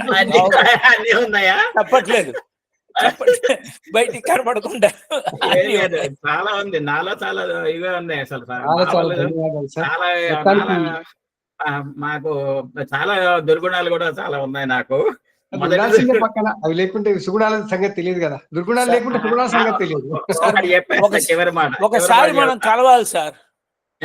కలుద్దాం. రవీంద్రనాథ్ గారు, సిఎస్ రావు గారు, పిఎస్ మనం- గారు, మనం యాక్చువల్గా జ్యోతిర్వాణి నిర్వహణలో ఇంకో వింత మాట చెబుతా నా గురించి. నాకు చిన్నప్పుడు బడికి వెళ్తుంటే టీచర్ నమస్కారం పెట్టేవాళ్ళు. ఎందుకు టీచర్ నమస్కారం పెట్టావు అనుకునేవాడిని. ఆయన మనిషే నేను మనిషే కదా ఎందుకనేవాడిని. మా తాతగారు ఉంటుంది స్వామిజీ గారు, ఆయన అడిగా మీకు ఎందుకు నమస్కారం పెడతారన్న. మనకి అదే మొహమాటాలు లేవు, అందరూ మనుషులే కదా, మనిషి నమస్కారం పెట్టేందుకు అనేవాడిని. గుళ్ళోకి వెళ్తాం పెడతాం అనేవాళ్ళం. ఏంటి ఇంట్లో నాకు కొన్ని విత్తనవాదాలు ఉన్నాయన్నమాట. ఏంటి ఆ తర్వాత తప్పదని చెప్పి మాస్టర్ గారు పరీక్షలు పెడుతున్నారు, క్వశ్చన్లు ఇస్తున్నారు భయం. పరీక్ష ఎప్పుడు పెడితే ఏదో రాసి వచ్చేస్తాను, నాకు సంబంధం లేదు. క్లాస్ లో క్వశ్చన్లు ఇస్తున్నారు అని చెప్పేసి నమస్కారం పెట్టడం మొదలెట్టామన్నమాట. ఇట్లా ధన్యవాదాలు సార్, చాలా ధన్యవాదాలు. బాగా జరిగింది. ఈరోజు గురు పూర్ణమిని గురువులందరూ చాలా బాగా కటాక్షించారు. చాలా ధన్యవాదాలు. చివరికి మన గురువు గారు కమలాకర్ శర్మ గారిని వినాలి. ఇప్పుడు మా ఎమ్మెల్యే చేరినప్పటి నుంచి మా గురువు గారు వారి పాఠాలు చదివాం. ముఖ్యంగా ఇవాళ వారి పాఠాలు చదివి మొత్తం అంతా గురువులు అయ్యాం. గురువు గారి పాఠాలు చదివి గురువులు అనిపిస్తున్నాం అంతే. ఇప్పుడు నాకైతే భయం గురువు అంటే. చాలా థ్యాంక్స్ అందరికీ. यो देवस्य वितास्माकं धियो धर्मादिगोचराः प्रेरयेत् तस्येत् भर्गः तद्वरेण्यमुपास्महे। श्री गुरुभ्यो नमः, श्रीमात्रे नमः। జ్యోతిర్వాణి సభలో ఉన్నటువంటి గురువర్యులకు, ఆత్మస్వరూపులకు, చైతన్య స్వరూపులకు అందరికీ సాష్టాంగ నమస్కారాలు అర్పిస్తూ ఈ గురు పౌర్ణమి నాడు ఆ ప్రకృతి స్వరూపంగా, ఈ ఆత్మస్వరూపంగా, విజ్ఞాన స్వరూపంగా మీరందరూ కూడా ఇక్కడ అందరికీ జ్ఞానాన్ని పంచుతున్నందుకు మరొకసారి మనస్ఫూర్తిగా ఒక నిర్వాహకులుగా భాగంగా ధన్యవాదాలు తెలియజేసుకుంటున్నాం. చాలా మంచి మంచి విషయాలు గురువుల గురించి మాట్లాడుతూ వస్తున్నాం మనం. కానీ గురువుగా తొందరగా అనిపించుకోవడం కష్టమే. సిఎస్ రావు గారు చెప్పినట్టుగా గురువు అనిపించుకోవడం కష్టం. బోధకులుగా చాలా మంది ఉన్నారు, కానీ బోధన వేరు, ఉన్నది తీసి చెప్పడం బోధన. టీచర్ అనేటువంటి పదంలో పుస్తకంలో ఉన్నది తీసి చెప్తూ ఉంటుంటాడు, దాన్ని పరిచయం చేస్తుంటాడు, ఈ ప్రకృతిని పరిచయం చేస్తుంటాడు. ఉన్నదాన్ని ఒక పుస్తకం మాధ్యమంగానో, ఒక విషయం మాధ్యమంగానో. గురువు అని తాను అనుకుంటే అహంకారం అండి. తన గురించి ఎదుటివాడు అనుకునేటట్టయితే మనలో ఒక స్థాయి పెంచుకుంటే సంతోషం. అయితే జ్యోతిషం లాంటి రంగాలకు వచ్చిన తర్వాత ఏమైపోయిందంటే, నేను సాహిత్య రంగంలో ఉన్నా, జ్యోతిష రంగంలో ఉండటం వల్ల రెండు మాటలు చెప్పాల్సి వస్తుంది. జ్యోతిషం లాంటి రంగాలకు వచ్చిన తర్వాత ఏమైపోతుందంటే, ఇది ఒక విలువైన సబ్జెక్టుగా గుర్తుపెట్టుకుంటుంది సమాజం. సమాజ దృష్టిలో ఇది ఒక విలువైన సబ్జెక్టు, ఒక వేదాంగము, ఒక పెద్ద పెద్ద ఋషులు రాసినటువంటి మహత్తరమైనటువంటి విశేషాలు ఉన్నాయి. భవిష్యత్తు మీద దృష్టి పెట్టగలిగినటువంటి ఒక ఉన్నతమైన శాస్త్రంగా సమాజానికి ఒక గుర్తింపు ఉంది. దాన్ని అధ్యయనం చేసే వాళ్ళు కూడా అమ్మో ఇంత పెద్ద విషయం చెప్తున్నారే వీళ్ళని చెప్పేసి మన మీద గౌరవం ఉంటుంది. నిలబెట్టుకోవలసిన బాధ్యత మాత్రం మనది. ఇది ఇక్కడ మనం తెలుసుకోవాల్సిందే. మనం నిలబెట్టుకోగలగటం అనేటటువంటిది మనం దాని తగ్గినట్టుగా ఆచినోతి శాస్త్రాన్ని అని చెప్పి చెప్పినట్టుగా దాన్ని మనం ఆచరించి చూపిస్తే మనం ఆచరణం అవుతున్నాం, ఆచరించలేకపోతున్నాం. జ్యోతిష్కులకు ఇంతకుముందు పెద్దలు చెప్పారు, కావలసిన ఉపాసనా బలం ఉందా మనకు? మన దగ్గరికి ఎవరైనా వచ్చేటట్టయితే మనం నిరంతరం ఉపాసన చేసేటటువంటి వాళ్ళ మీద ఉపాసన శక్తి ద్వారా ఎదుటివాడికి అవసరమైనటువంటి స్ఫురణ శక్తితోని గ్రహాలు ఇచ్చే ఇన్ఫర్మేషన్ వాళ్లకు ఒక మాటలో చెప్పి పంపించగలగాలి. సూత్ర ప్రకారంగా మాట్లాడుకుంటూ పోతే మనకు చెప్పిన సూత్రం ప్రకారంగా ఇంకో జాతకం ఎదురుగా పెట్టామంటే దాంట్లో ఆ సూత్రం ప్రకారం పనిచేయట్లేదు. కానీ ఎదుటి వ్యక్తికి హీల్ చేయడానికి ఒక సూత్రం ఆ క్షణానికి ఒక స్ఫురించాలి. ఆ స్ఫురించేటట్టు విధానం ఒక హోమియోపతి డాక్టర్ దగ్గరికి వెళ్ళిన తర్వాత ఎదుటి వ్యక్తి యొక్క లోపాన్ని పట్టేసి ఇతను ఇది అని చెప్పేసి ఒక స్ఫురణ రావాలి, ఆ మందు తీసి ఇచ్చేసి పంపించాలి, అతను తగ్గిపోవాలి. అదేవిధంగా మనకు కూడా ఒక స్ఫురణ రావాలి అనుకుంటున్న సందర్భంలో కేవలం శాస్త్రం అధ్యయనం, ఏదో పుస్తక రూపంలో అధ్యయనం సరిపోదండి. ఈ ప్రకృతి స్వరూపం, ప్రకృతి వెనకకు ఉండేటటువంటి ఒక చైతన్య స్వరూపాన్ని నిరంతరం ఆరాధించాలి. అది రూపపరంగా ఆరాధన చేస్తారా, రూపహీనంగా ఆరాధన చేస్తారా, రూపాతీత ఆరాధన చేస్తారా అనేటువంటిది మన ఇష్టం. రూపాతీతమైన నిరాకార పరబ్రహ్మకే మనసు కేంద్రీకరించగలిగినటువంటి జ్ఞానం మనకు ఏర్పడితే అటువైపు వెళ్ళొచ్చు. రూపము రూపాతీతమైనటువంటిది సూర్యుడు లాంటి తేజస్సులు. రూపమే కలిగినటువంటివి మన దగ్గర ఉండేటటువంటి అన్ని రకాల విగ్రహాల వెనుక చైతన్యం. విగ్రహం ఒకటే కాదు, విగ్రహాన్ని చూస్తూ కూర్చోమనలేదు. విగ్రహం చూసి విగ్రహం వెనుక చైతన్యాన్ని దర్శించాలి. దానితో మన కనెక్టివిటీ పెరగాలి. గురువుకు శిష్యుడు అటాచ్డ్గా ఉండాలండి. ఆ అటాచ్మెంట్ అనేటటువంటిది ఎట్లా ఉండాలంటే, మనకు ఫోన్కు ఛార్జింగ్ కావాలనుకునేటట్టయితే ఛార్జర్ని తీసుకుని వెళ్ళి పవర్కు కనెక్ట్ చేసినట్టుగా ఉండాలి. భూమి సూర్యుని చుట్టూ తిరుగుతున్నట్టుగా ఆగకుండా తిరుగుతున్నంతగా ఆనందంగా ఉండాలి. అటువంటి సిచ్యువేషన్ మనకుంటుంటే మనకు గురువు అనేక రకాల వరాలు ఇస్తాడు. మనం ఆ రూపంలో లేవనుకునేటట్టయితే ఆటోమేటిక్గా మనకు లూజ్ కాంటాక్ట్ని బట్టే మనకు ఉండేటువంటి జ్ఞానం కూడా పెరుగుతుంటుంది. ఉపాసనా బలంలో వచ్చేటటువంటి లోపం అక్కడ.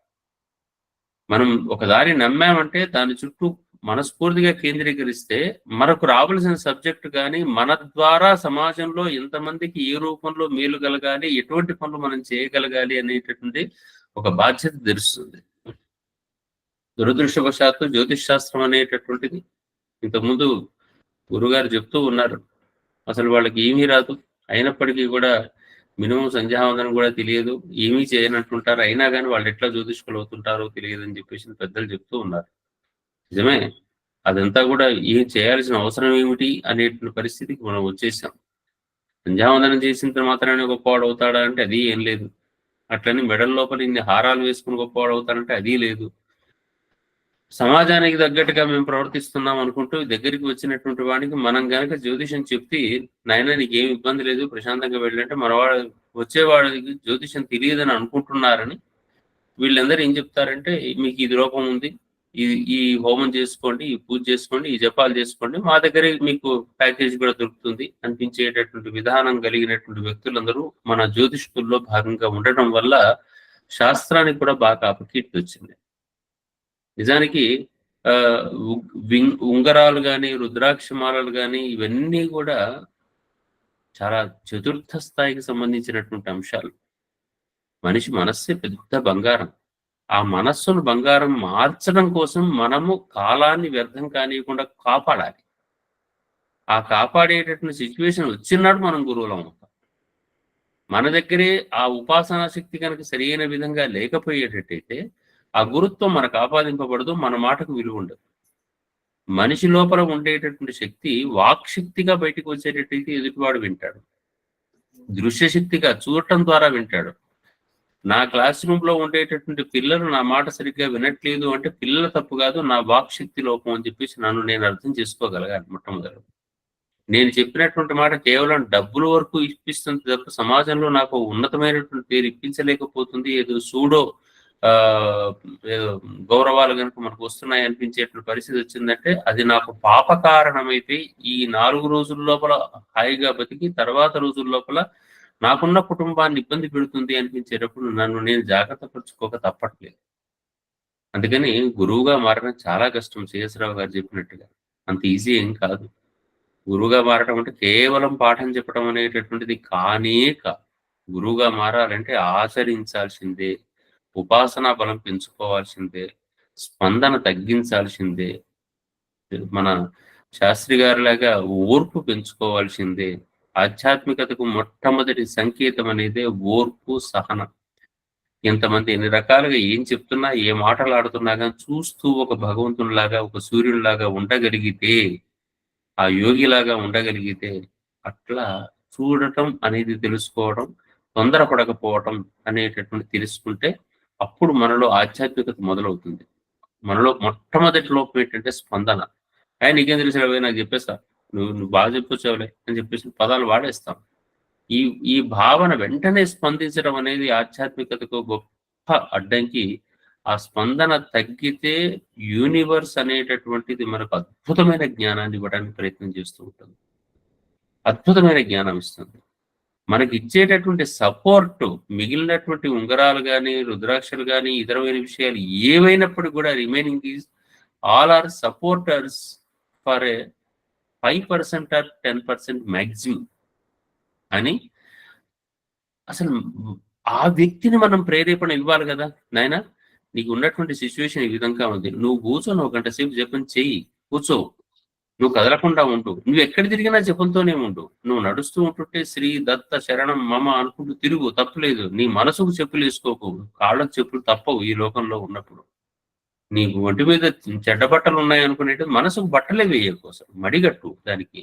అట్లా ఉంటే నీ మనసును నిరంతరము భగవన్మయం చేయనాయన, నీకు సమస్య తీరుతుంది, నీకు శక్తి పెరుగుతుంది. ముఖ్యంగా ఆలోచన ఎప్పుడైతే తగ్గిందో శక్తి పెరిగింది. మనిషికి శక్తి పెరిగిందంటే సమస్య పరిష్కారం అవుతుంది.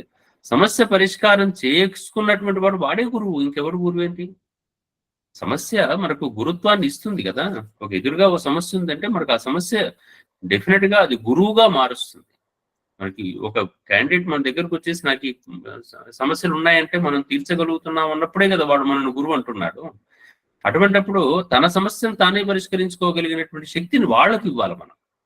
అయినా నువ్వు ఈ రకంగా ఉండు, ఇట్లా ఎదుగు, ఇది తప్పదు, నువ్వు నలుగురికి ఇట్లా దాన ధర్మాలు చేసుకో, ఇట్లా ఉంటే నీకు పుణ్యం వస్తుంది. పుణ్యం అంటే nothing but and positive energy storage.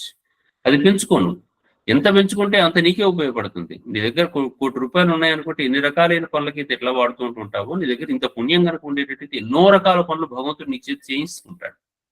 అంత పుణ్యం సంపాదించుకొని ఆయన అని వాళ్ళకి చెప్పటానికి మనకు మార్గం రావాలి. దానికి గ్రహాలు అనేటటువంటి ఒక ఉపకరించే సాధనాలు అవ్వాలి. వాడికి ఈ గ్రహం ఇక్కడ లోపం ఉంది, ఇది చెప్తే సరిపోతుందా, వాడికి సమస్య క్లియర్ అయిపోతుంది అనిపించేంత ధైర్యం మనకు సబ్జెక్ట్ ద్వారా రావాలి. అందుకని మనలో గురుత్వాన్ని పెంచుకోవాలి అనుకునేటటువంటిది, లేదా సమాజానికి ఈ గురు పౌర్ణమి నాడు మన దగ్గరలో ఉండే ఇప్పుడు 101 మంది ఎదురుగా కనపడుతున్నటువంటి పెద్ద పెద్ద జ్యోతిష్కులందరూ ఇక్కడ దీంట్లో ఉన్నారు. 2 రకాల అంశాలు ఇప్పుడు మాట్లాడవలసిన దాంట్లో, ఒకటి అందరినీ దాదాపుగా పెద్దలందరూ బాగా మనకు సందేశాలు ఇస్తున్నారు. చిన్నలు అంటే ఎక్కువగా మాట్లాడిన వాళ్ళని చిన్నలు అన్నాను, అంతకన్నా ఏం లేదు. మాట్లాడిన వాళ్ళు మాట్లాడటానికి ప్రయత్నం చేసి గురుత్వాన్ని సాధించండి. వాక్ శక్తి వల్ల కూడా సగం గొప్ప శక్తి వస్తూ ఉంటుంది. ఒకటి రాయడం వల్ల కొంత కొత్త శక్తి వస్తుంది సబ్జెక్టు గురించి అనేది ఇంకొకటి. ఆ పనులు చేస్తూ ఉండండి. తొందరలో ఉపదృష్ట వారు చెప్పినట్టుగా తొందరలో మనం 1 నెల 2 నెలల లోపలనే జ్యోతిర్వాణి తరపు నుంచి ఒక సాగునీరు వేసుకుందాం. ఆ సాగునీరు టైటిల్ ఈ వారంలో డిసైడ్ చేసే ప్రయత్నం చేస్తాం. ఆ టైటిల్ డిసైడ్ చేసి దానికి అన్ని వ్యాసాలు వేసుకుని పుస్తకం ప్రింట్ చేసుకుందాం. మనం ఆ బుక్ ప్రింట్ చేసుకుని దాని ఆవిష్కరణ సందర్భంగా హైదరాబాద్ లో అందరం కలిసే ప్రయత్నం చేద్దాం. ఒక చిన్న సెమినార్, ఒక డే మొత్తం సెమినార్ పెట్టుకుందాం. మధ్యాహ్నం హాయిగా అందరం భోజనం చేద్దాం. ఇంతకుముందు ఇటువంటి సమావేశాలు జరిగేవి మన దగ్గర. ఆ విధంగా అందరం ఒకసారి కలుద్దాం.